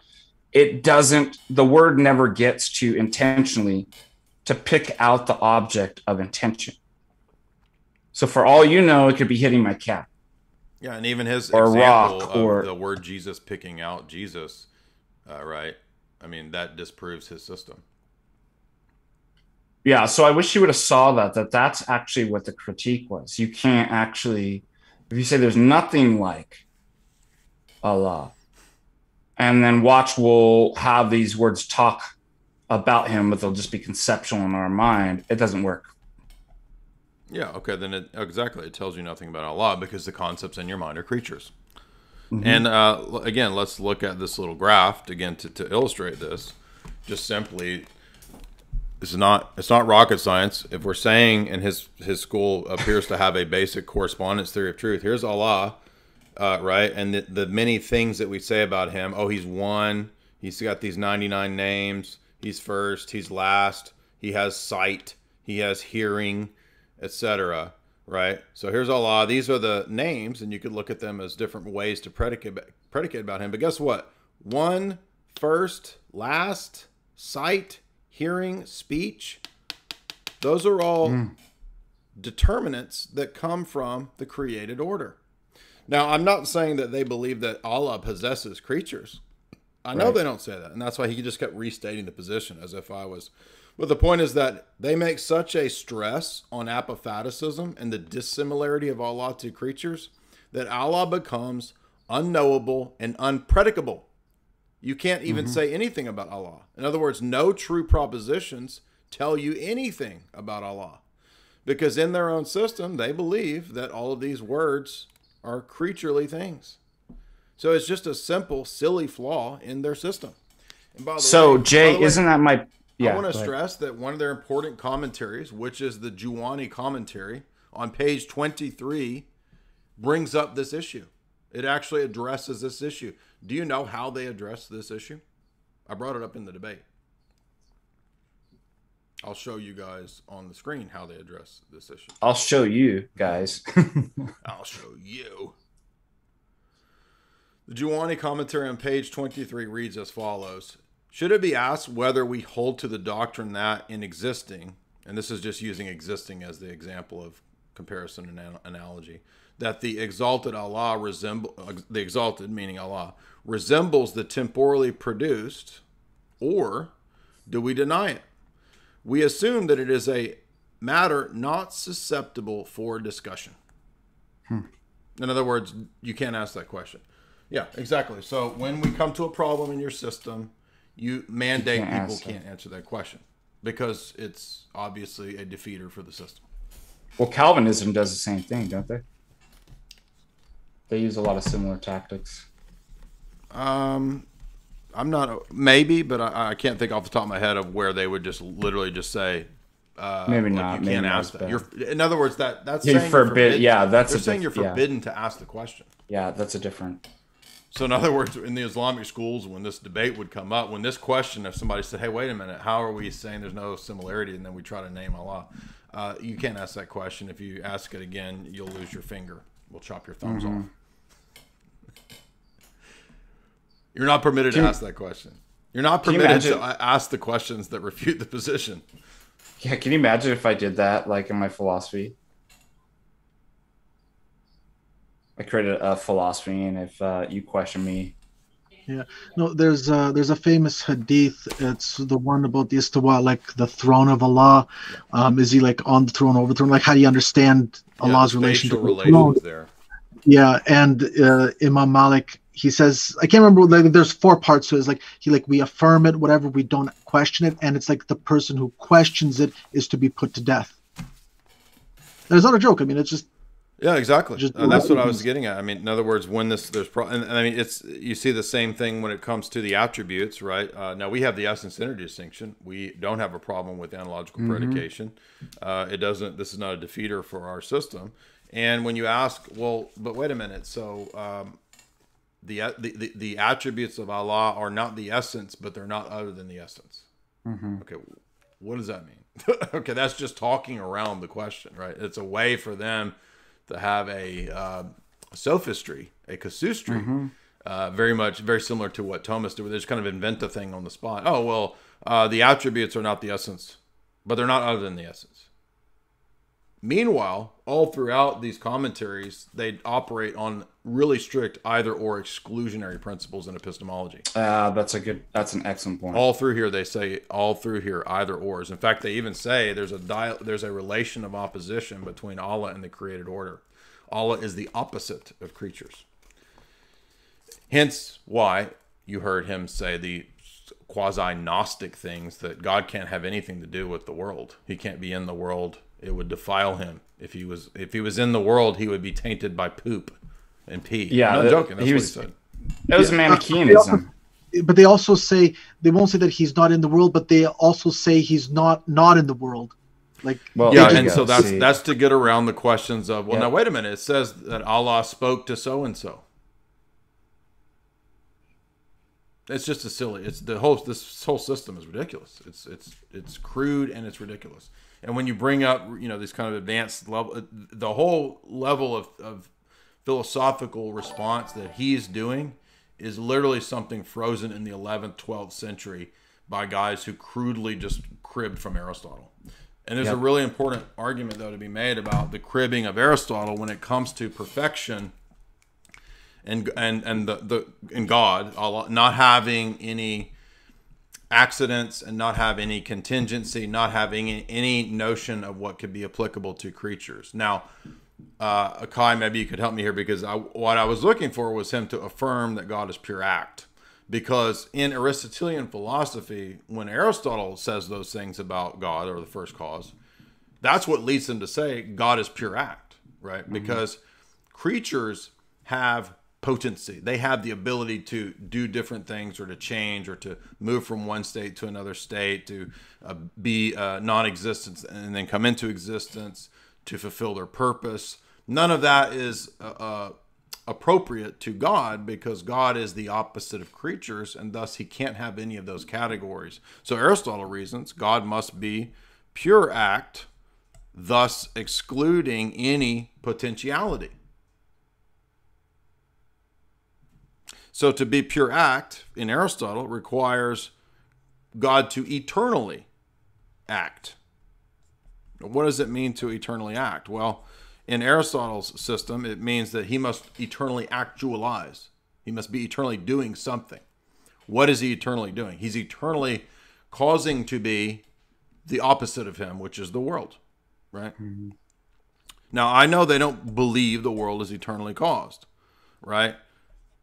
But look at what all has been borrowed here. And the point is that it would be more consistent for them to adopt the Aristotelian position, mm-hmm. because God has no accidents, right?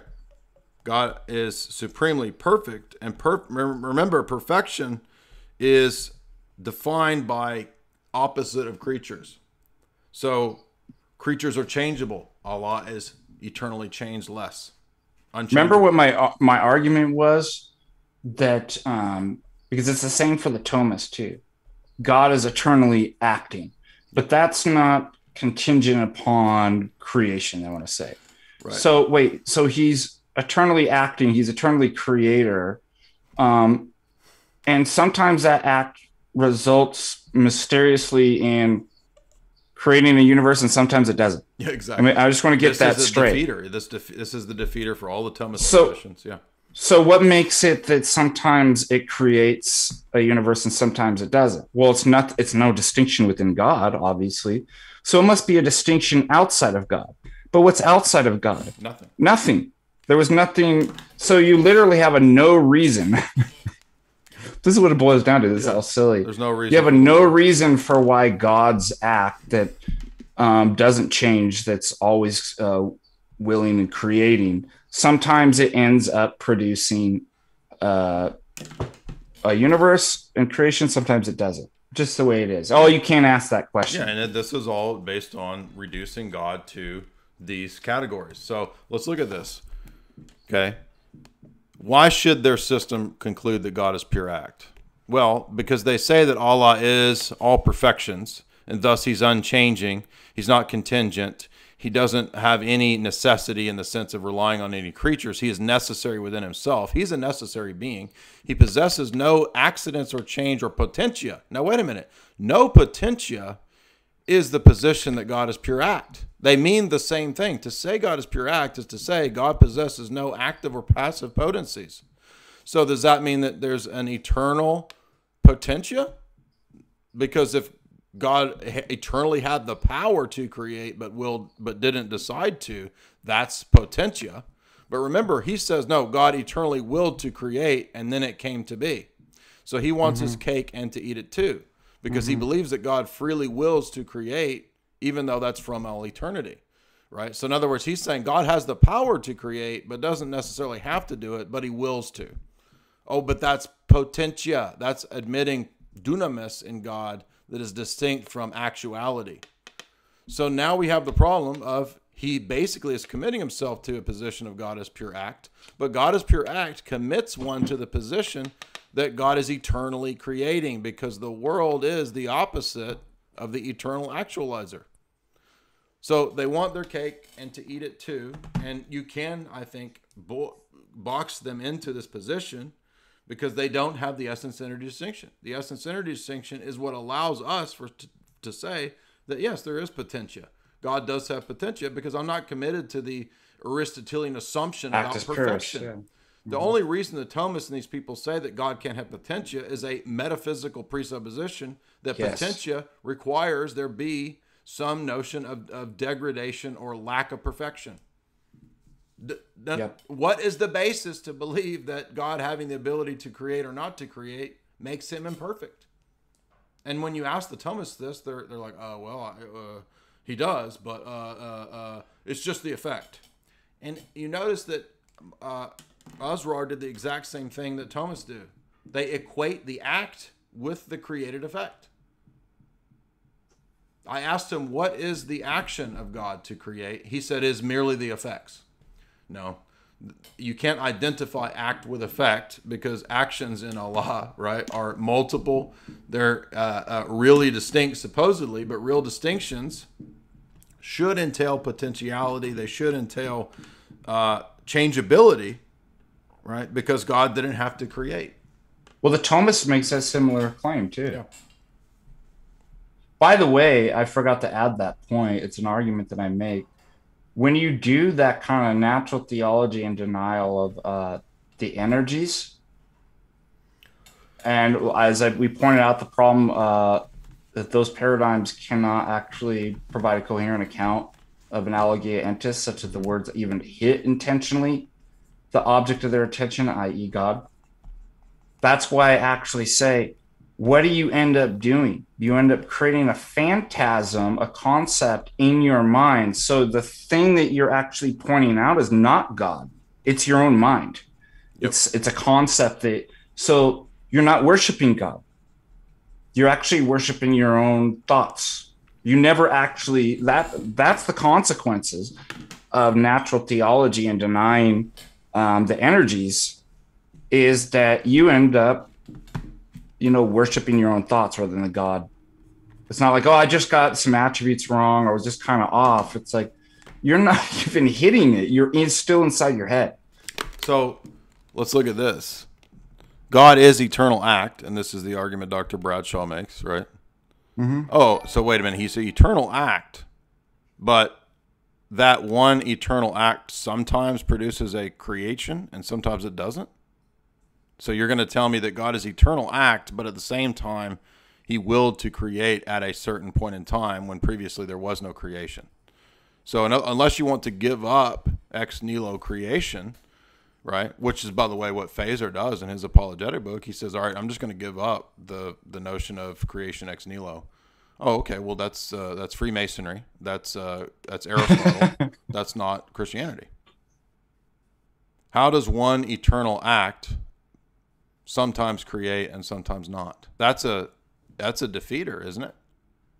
And then notice that Christopher Tomaszewski's argument, which I think is a terrible argument, is to say, oh yeah, that really is mysterious. But again, those words only have meaning in the effects to us. And so his analogy is that, so imagine there's a baseball player swinging a bat, and his action's the same. but given different circumstances of where the ball's being thrown, he either could be said to be have struck out or hit the ball. Well, the problem with that is if we're talking about the act of creation, well, in the analogy, you have to presuppose that there's an already pre-existent baseball player and pitcher and ball and all this different stuff.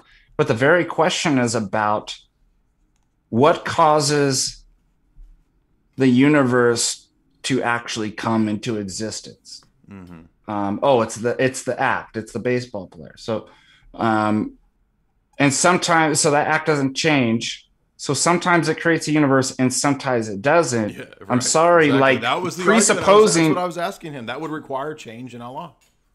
Yeah. So simply moving it to presuppose an already existent universe to explain how that relates then back to God is silly, because the whole question is about, but there was no universe. We're asking, why does the act sometimes produce and create a universe and sometimes not? You can't refer to a non-existent thing and be like, well, that's the reason why. That's the point. So I think Christopher Thomas Quashie's argument is terrible. Like, I don't. But again, they're forced to go that way because of their theology. Yeah, they box themselves in. That they are committed to metaphysical presuppositions that are unquestioned. And so they aren't accepting the revelation first and then making revelation the determiner of the Hellenic presuppositions. They have the Hellenic presuppositions that will determine what revelation means. That is the whole problem of the Thomist and, ironically, of the Muslim. The irony here is that this is not a religion of the book. It's a religion of human conceptions, human autonomy, natural philosophy, and atheism and idolatry, because they're just worshiping the concepts in their own mind. Also, that's the irony here. It is irony. Somebody write that down. This is irony. I'm serious. I'm serious too. By the way, don't let me forget to get into the whole issue too about Char's questioning about our actual doctrine. And that he didn't seem to understand what Orthodox ecclesiology, how the teachings of Christ and the apostles were actually passed down. You talking about Asrar? What did I say? Well, before we get to that, I wanted to make another point on the Thomist too, which is to just try to simplify this argument that I make, which is that there's a simple flaw in the way that Thomists, and this applies as well to any of these natural philosophy systems, you can make similar types of arguments. So remember that the Thomists and the natural philosophy, natural theology proponents say, we know that God exists, that he is. And remember that that is a reference to existence, right? We know God has existence. We don't know what he is, right? So this is a basic starting point principle in Thomism. And by the way, we agree with this as Orthodox. Yeah, we agree that we know that God exists. What he is in his essence, we don't know. So we actually agree with the Thomists on this point. Now remember, that is just a reference to existence. We know that God exists. We don't know what he is. We got a problem though, because the Thomist turns around and says right after that he is his essence. In other words, his existence is identical to his essence. So we have an attribution of identity, in strict identity. Okay, this is not an analogia. This is a strict identity here. God's existence is identical to his essence. So now we have positively predicated of the essence that it is existence and simultaneously denied it in point one. Do you see that this doesn't work? This is a fundamental problem in Thomism, right? So there is a attribution of identity that existence is identical to essence as positive predication. This denies positive predication as a possibility and then turns around and does it. Mm-hmm. Yep. So although it's not identical to the Muslim position, the problem is the same as the problem I was outlining with analogical language, right? The Muslim and the Thomists are just trying to solve the same problem with different routes different solutions that don't work because both positions deny the essence energy distinction in the Orthodox sense. Just for Muslims who are going to say that what Jay just described is not in Islam, it's I mentioned it. It's look up Wahdat al-Wujud, and you look at that doctrine. They make that exact predication that wujud equals to God. Exactly what Jay just said. Which is what? Can you flesh that out further? What's wujud? Existence. They say that like God equals existence, God equals wujud. That doctrine. It's not like kind of like in the it's more kind of like in the Sufi direction. So like if you start getting into Sufism and you go into that direction, that's where that's going to appear. It's not really kind of like in the mainstream Muslim thought. And I'd say the vast majority of Muslims, they won't even understand what this doctrine is. But once you start looking into it, it's there. That's where it's going, in that direction.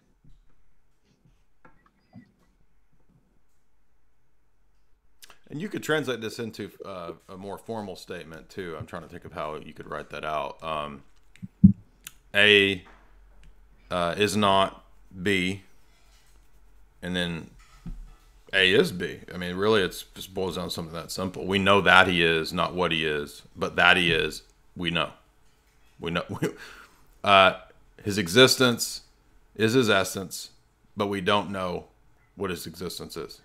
That's essentially what this is.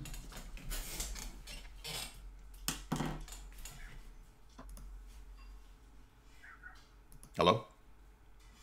Hello. I think, yeah, I was just trying to write that out formally, but I think you got it. Remember, existence is identical to essence. They are identical, strictly. Right? But then we're saying that God's existence is known, but his essence is not. But his essence is identical to his existence. It's sort of like there's nothing you can know except for that fact. Right? Like if somebody says, we can't know anything except for what it just said. Yeah, right. Yeah, it's kind of like, yeah, it's a kind of a basic defeater. So, let's see. So we covered the unity and simplicity, Tawhid. We covered analogical predication, distinctions in Allah. We covered his epistemology. We covered how there's a lot of reliance on Aristotle and occasionalism and atomism from the Greeks. And then, but we don't rely on the Greeks, which is silly. There's the question of potentia and eternal willing. There's the question of one thing I didn't get to was all the places of dialectics of opposition. I'll just mention this quickly, which is that this precludes any doctrine of coherence. So in other words, they don't believe in any notion of indwelling. Yes.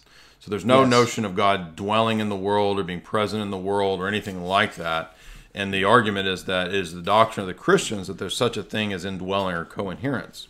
However, when it comes to Allah, I don't know, it's not that way. You see, the attributes of Allah are not identical to the essence, but are not other than the essence. So amongst the attributes, there is coherence, there is indwelling. So give me that for Allah and his attributes. You can't have that in your system, by the way. Yeah, good point. But the same principle, the essence cannot be present in the attributes, nor can there be a real distinction amongst the attributes. In fact, they will even use in the Sanusi Creed, as I did point out on pages 98, 99, that you can distinguish the names and attributes of Allah the same way that you would distinguish 1, 2, 3, 4, 5, 6, 7, 8, 9, 10, up to 99. So there's an analogy made to numeric lists and distinctions for the divine attributes. Hello? I mean, this doesn't work. Like you just said that you can't do that. And then here you are doing that. Oh, and by the way, the Trinity is wrong because 1, 1, 1 equal 3. 1, 1, 1 equal 1. Oh my goodness. Oh, but by the way, I can do 1, 2, 3, 4, 5 all the way up to the 99 names of Allah. It's just silly. First and last are temporal determinations. Temporal determinations bear no similarity to the atemporal, right? Because remember, Allah is not just transcending time and space. He's the opposite of time and space. Don't you understand that when you introduce a dialectics and relations of opposition, which is why this whole system doesn't work, because it's borrowing the basic Hellenic assumptions of the Greeks. This is a fundamentally pagan system, okay? Orthodox theology is based on no dialectics or relations of opposition. The Trinity is not an opposition. The Father is not the opposite of the Son. God is not the opposite of the world. Grace is not the opposite of free will. There are oppositions, sure. Truth and falsehood are in opposition. But that's not the same thing as everything being in opposition simply because it's distinct. This is a fundamental, basic Hellenic metaphysical problem that pagan worldviews adopt that is fundamental to Islam that makes it impossible. And by the way, all things, if that's the case, if these relations are in opposition, then shouldn't all relations be in opposition? Yes. Right? Shouldn't one be set against the other 99 names of Allah? Wouldn't Allah then possess relations of opposition if he's both one and many? Oh, no, but in that case, special pleading, it doesn't count.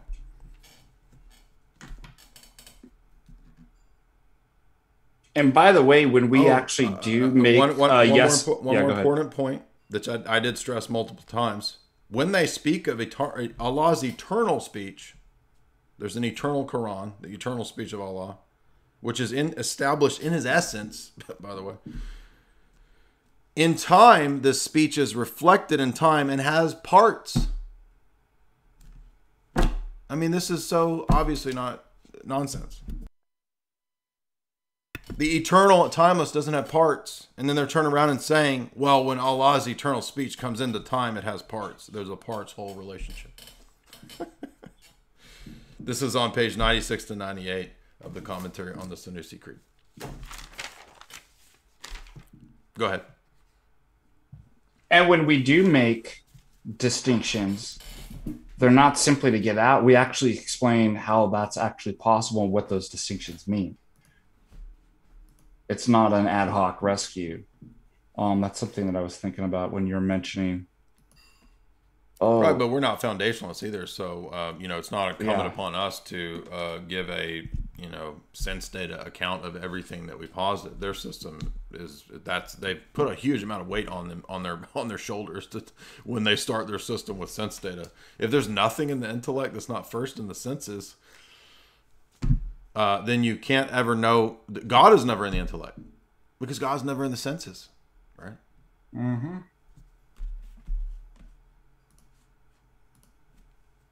There was something else I was going to add to that. What was it saying? You said you wanted to say something about absolute succession and tradition. Yeah, but there was something following up on what you're actually saying. You made me think about something, but oh well. Kai, did you have any points on that, or Jay, you want to add any more? No, I mean I've got more, but I mean we've been going for a while, so I want you to go ahead and get to the points you wanted with the other things that he brought up. Oh man, there was another thing. Yeah, it just was there and I lost it. Maybe if I start talking about something else. Well, we mentioned his Manichaeanism, which was weird. The inability to kind of make distinctions. I thought you had a good point of talking about. Well, he says that the act of God is just simply the effect. Yeah. Okay, but the effect is the creatures, so you can't identify the act with the creature. That makes no sense. Silly. His lack of being able to make distinctions between ritual, ceremonial purity versus moral purity. Yes, and this was the whole virgin birth, Mary objection. Yeah. If the other thing that I was thinking about comes to me, then I'll let you know. But do you want to go into? Well, it's just based on, again, the dialectic of opposition, that Allah is the opposite of the world, and so therefore, I have all of these presuppositions about what's impure, and so Allah can't be anywhere spatially near those things, which is ridiculous because he, at every moment in time, destroys and recreates those things. So Allah is destroying and recreating poo-poo, but he also can't touch it. I mean, it's just silly, just childish stuff. I'm not being crude. I'm saying that's illustrating the point of the system, that if he's the creator, then he's not any more exempted from the taint of, you know, the impurity by I create creating it, but I won't touch it. Yeah. but it's so but bad. He creates Like, don't. This is so silly. Yeah, it was a silly argument. And the other thing too, it just begs the question again. Oh, just give me all my presuppositions about let me just make up my story. Let me create my mythology. And then I'll explain to you after I create. I don't have to justify that, but then I'll explain to you why that doesn't make sense to me from the story I just made up. It's like, well, that's ridiculous. Another point too. I mean, why do we have to give a justification? I know that you and we've discussed this many times, but could you just briefly kind of explain why in philosophy justifications are necessary, and maybe just kind of a brief rundown of what they are? Because it's a reason to believe something. So, I mean, if you really want to boil down to it, it's either this. Do you want reasons to believe something or no reasons? Well, remember, he said that it's wrong to believe something on mere authority. Yeah. So, and if somebody doesn't think justification is important, well, then you're certainly not. Then you're the camp that I don't think that we should have reasons for the things that we believe. Now, that's an infinite regress. We're like, well, do you have a reason for believing that? But the other thing, negative consequence of that, you're not going to be able to turn around and tell somebody they're wrong, because there's no reason for that. Mm-hmm. There's no reason for the person holding. So that's what justification is having reasons and good reasons to believe that your belief is actually true. So you can really boil it down to that. Look, you're either a person that doesn't believe that you should have reasons for your beliefs, which is a reason, and self-defeating, and therefore you can't. Right. And also you can't tell anybody that they're wrong. Or you're somebody that believes, yeah, we should have reasons and they should be good reasons. So now let's look for them. What would that be? How would that be possible? Yeah, I mean, it's equivalent to saying that there's no difference between thinking rightly and thinking wrongly. Yeah. So if you don't have to justify your beliefs, then okay, well then. And then the whole talk about things being true and false collapses. Yeah, silly. Yeah, so now you're just verbal diarrhea, and there's nothing even to say to you. Mm-hmm.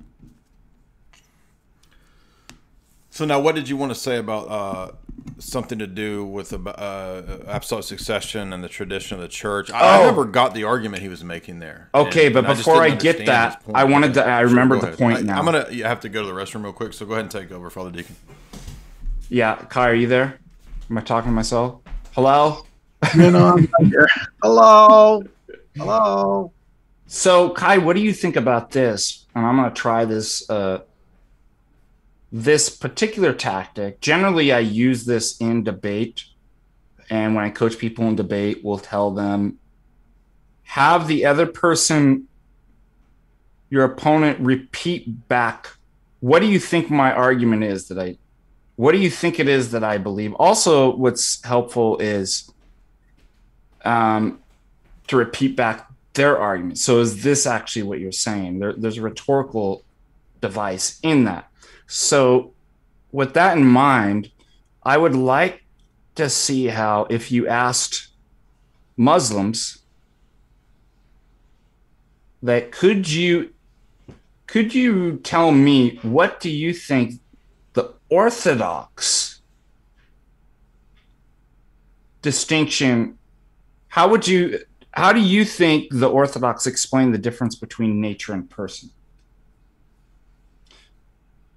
What are your thoughts? Like, if we asked Muslims this, how do you think they would respond? Because this really, when they start getting to their objections about the Trinity and the incarnation, obviously that's a failure for them to understand. So it'd be really nice to have, why don't you explain to me what you think the Orthodox position is on that?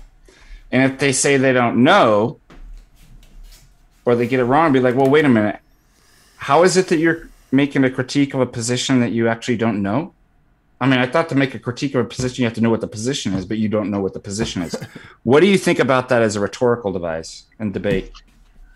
Well, I mean, in theory, it's good. I just think practically it doesn't work. It's one of those ones. It's just people typically will just want to talk about what they want to talk about. They don't care what you want to talk about. They'll deflect. They'll deflect. Yeah. I find that this kind of engagement is actually more conducive between different like Christians, like Orthodox and others who identify as Christians.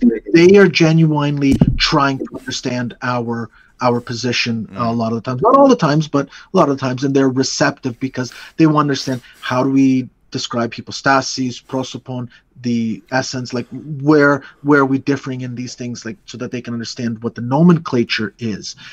But Muslims are just in a whole other category, that they're trying to wholesale just filter the entirety of Christian theology through their Muslim paradigm. And the reason why this doesn't work, like why the approach what you're describing doesn't really work with Islam and with Muslims in particular, is they're preconditioned from very early on to view the Quran as Al-Furqan or something like that. Like, it's already given, it's already established that Islam is correct, the Quran is correct, and so everything that you're saying is just being filtered through that particular narrow paradigm. And this is a problem that we encounter, for example, when we try to discuss the persons of the Trinity, and Muslims think of them as attributes. Okay, there are people out there that are right now, they are trying to push this narrative that the persons of the Trinity had no effect on, for example, the development of the Muslim attributes, the way that they see it. And so my first question that I'll ask, well, I mean, I can vary it up a little bit. One of the questions that I would ask that goes around your approach is like, where does this idea of ontologically real distinct attributes come from in Islam? Like, it just comes out of nowhere. Like, where in your system do you have to justify all of a sudden that you have these distinct attributes that are all real, ontologically real? Kai, I have a question. I mean, sure, because you know more about this. I mean, won't they just say, "Oh, well, the Quran"? Won't they just appeal to Revelation and say, "Well, the Quran"? Well, yeah, they will. Yeah, they will. They'll appeal to the Quran. But this particular question about the ontological real attributes, you don't actually see it in the Quran. Is it not actually there? Okay. It's not actually there. No, it's not actually there. And so what you see is when, I mean, yes, the Quran is used as a foundation, and you get both sides, both the Mu'tazilites and the Ash'aris, they'll each quote different passages to try and substantiate their position, but neither passage what they're going to quote is actually that explicit enough for them to make their case. So then you ask them that question. So like, where's that idea come from? And so you're trying to bring them back into this reference frame to try and get them to understand that the way that they're conceiving of these attributes do actually have some parallel to the Christian Trinity. It's wrong. They've misunderstood our theology. And the Muslims, they think that this doctrine of the attributes kind of grew up in a vacuum, like that in 7th century Arabia, it had absolutely no influence from nobody else. And well, then Islam, that's the first video you made, isn't it, about this? Yeah, exactly. Yeah, it touches upon this in the first video that I made, where I'm saying it's like, you look at it historically, you have Jews, you have Mu'tazilites, like they're all saying, look, you're doing what the Christians are doing, because, for example, you'll have in the New Testament, it'll make predications to Christ, to the Holy Spirit, like life or wisdom or knowledge.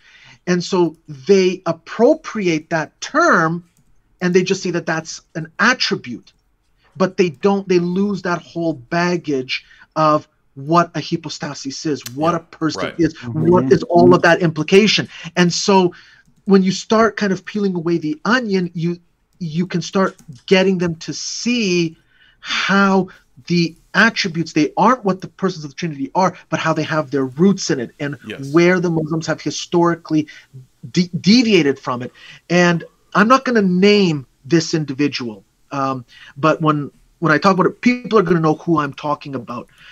This person parades himself as if he is knowledgeable in Islam. He's absolutely an ignoramus when it comes to Islam. And he's trying to basically say that the attributes have nothing to do with the persons of the Holy Trinity. Go and look up Ghazali. Ghazali is explicit when whether he narrates what the Christians are telling him or Ghazali himself is of that position. It doesn't matter how he gets that. It's his understanding is explicit that he's saying that to conceive of the akanim, the uknum of the Christian's Trinity, the hypostases, you liken them to the sifat, their attributes. That's what they are. It doesn't necessarily mean that they're equivalent to the Islamic attributes, but that you just basically boil them down to attributes. And so, yeah, I've got the links to those videos there in the chat for people, and I put it in the show description. Yeah, and so this, like, you have these people, like the Muslims, they're not familiar enough with their own sources. Okay, they're not. They just think like Islam. No, but like they think that this theology, like the Kalam or whatever, it's kind of like in a vacuum. It was kind of developed in a vacuum, no influence from everywhere else. Right. One thing, for example, that Lewis and I that we have planned to work on in the future, even if you take away all the Neoplatonism, you take away the Aristotelianism, you take all of that, and you just reduce it to the core beliefs in Islam, like for example, the pre-existence of souls or whatever you would, the concept of justice. Whatever. There's still a ton of influence from Stoicism, and the Salafis, they're going to get shocked when we make this video demonstrating that the Salafis, they're so vehemently against philosophy, but ton of their beliefs that they think are Quranic are actually coming from Stoicism. And there are just too many of these to be a coincidence. There are just too many of these. And so this is one of the approach that we're taking, was like slowly peeling away the onion. And that's the only way that we can kind of break through to Muslims. I mean, as much as I do enjoy, I like your tactic that you have, Father Deacon, but it's just one of practicality. It's going to work with certain individuals, but wholesale with Muslims, it's not going to work. All right. It's not going to work. We're going to have to get to the super chats here. We've been going for a while. I'm going to let you guys have any concluding thoughts, either one of you, Father Deacon, Kai, if you want to, and then we'll get to the super chats. Yeah, just concluding, again, his questions about you and how our doctrine revealed his kind of presuppositions already about that. Well, they derive all of their doctrine from a book.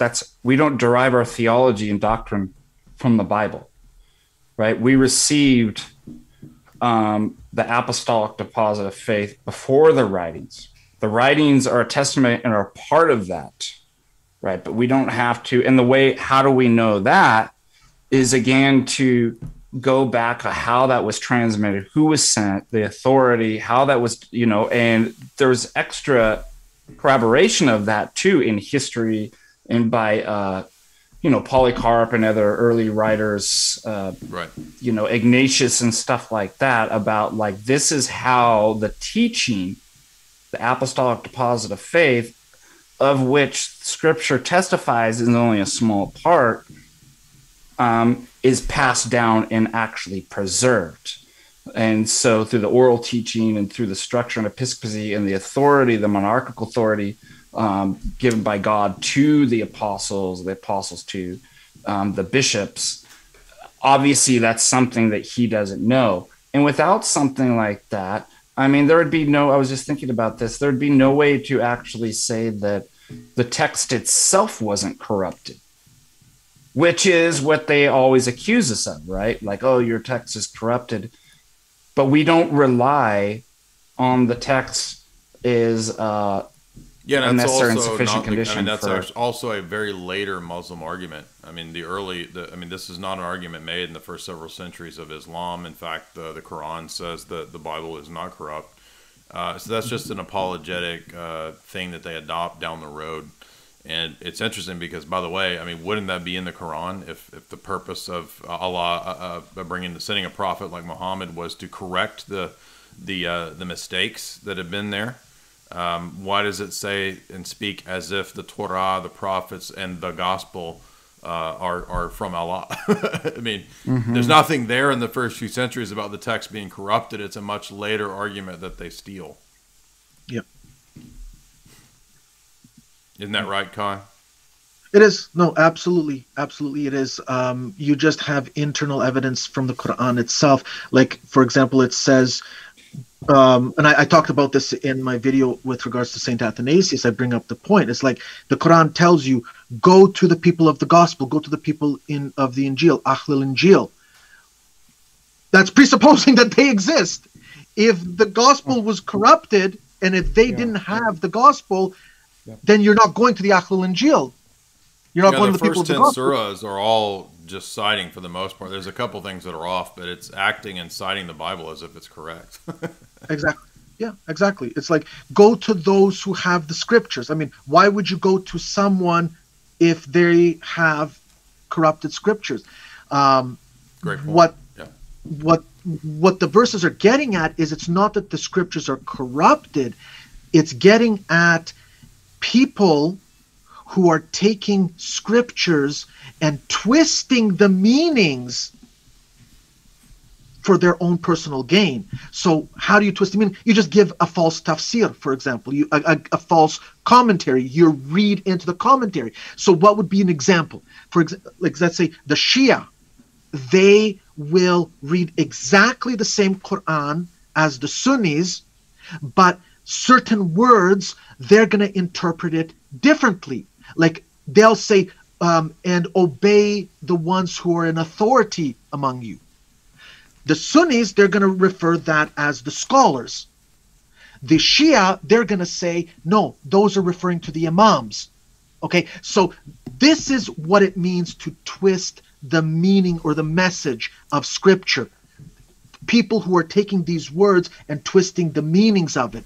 And that's what the Quran is saying that Christians and Jews were doing, or accusing them of doing, twisting the meanings. Yeah, it's not an argument that the texts were corrupted.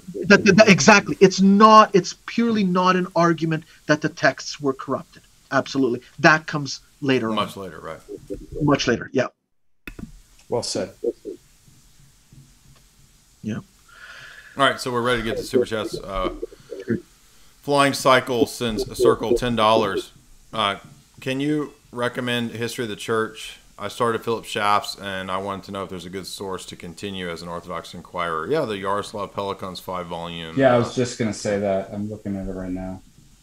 Yeah. I did a whole lecture on volume 1. So those are all good. So,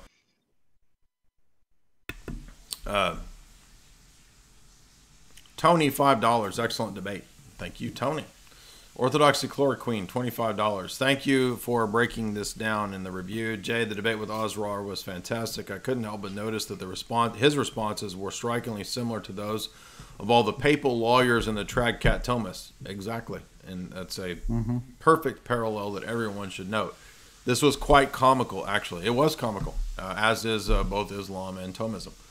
Smith, $10. When Asrar Rashid implied that Christology was in total flux until Nicaea, which is not true, by the way, I was thinking it would be great to put all the clear pre-Nicene Trinitarian writings into a stream or a document.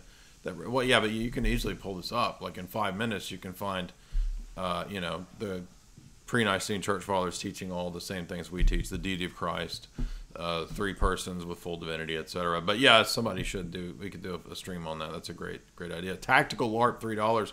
Would you guys say that the Islamic Aqidah are comparable to the different contradictory schools of thought or spirituality in the Roman Catholic Church, such as Thomism, Scotism, and various schools? It's more akin to the different groups of Protestantism. because you basically have these schools of thought debating traditions, debating hadiths, debating what it is to what Tawhid means. So, yeah, I guess in a sense Roman Catholicism has different schools, but I mean, it's more like Protestant, like different sects amongst Protestants than it is. What would you say? Yeah, no, the analogy with Protestant, that's a good analogy. Like, and one of the easiest example to cite, and this is the absolute easiest example. So you have the Ash'ari and you have the Maturidi. The Maturidis, they'll say that Taqween is an eternal attribute alongside the other eternal attributes. The Ash'ari school says it's not.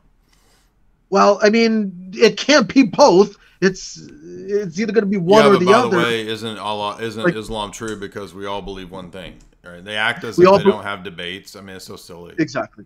Yeah, it's just silly. But no, you like their differences at like the most fundamental level, like attributes, and you're telling me one says this is a real attribute, the other one says it's a created attribute. But we all teach the same thing. But we all believe in the same thing. Yeah, no, it's you have a plurality of views. You've got views that are completely diametrically opposed. It's not unified. I would honestly say that it's even worse than Protestantism. Pano Costoros, $1. Let's not forget that St. John of Damascus got his hand chopped off for writing against Islam so well. Mez Michael, $25. Good job in the debate, Jay. God bless you all. I plan to start visiting an Orthodox church. Cool. That's great to hear. Awesome. Praise God. Pano Costoros, $1. Get your divine acts together, Muslims. Haha. Charlie Brown, 76, $10. This is great information. It's complicated, but I enjoyed it. Well, yeah, hopefully if you just kind of maybe watch it a few times or the things that didn't click, eventually it will click. Rat Splat, again, $5. I'm getting baptized Saturday, Jay. Thank you for introducing me to Orthodoxy. Glory to God. Yes, and I'm attending one of my friends who is a Uniate and now Orthodox baptism this upcoming weekend. So looking forward to that. Praise all right. That's all I see. Thank you, guys. Awesome. Thanks a lot, Jay. Anything else? By the way, I've got the links. You want to follow Father Deacon, I've added him to the show description there. He's Norwegian News. And then Orthodox Shahada is linked there second. The video that we spoke about with regard to Islam's confusion about attributes and persons is linked. You can still super chat at any time, by the way, if you want to support my work. You can order signed copies of my book. We have a show sponsor, which is chalk.com, which is legit. She legit. Mushrooms, to get your mojo back, you can use the promo code JAY to get a 10% discount. If you go to chalk.com, the link is there. You can also sign up for my website at jaysanalysis.com. We got one more super chat. Woody Woo says, I have a question. Why do Calvinists get wrong? What do Calvinists get wrong about predestination that is not in accordance with what the church teaches, especially reconciling omnipotence with temporal causality and free will? Well, the problem more so boils down to there not being a consistent idea of created energies. So creatures don't possess an energy which is proper to their nature, and so they have a problem with synergy, or to what degree or how real synergy is in terms of our cooperation with the divine energies. Hence why they become very, I guess you could say, ambiguous when it comes to the Sixth Council's teaching about Christ possessing two wills and two energies, which many Calvinists give credence to. But when you really flesh that out, that requires that human will have its own natural energy and property that's not destroyed in the fall. So basically, Calvinism ends up in the monergist, monoenergist, monothelite heresy. That's the problem. All right. Anything else? That's it. Thank you, Kai. Thank you, Jay. Thank you, everybody.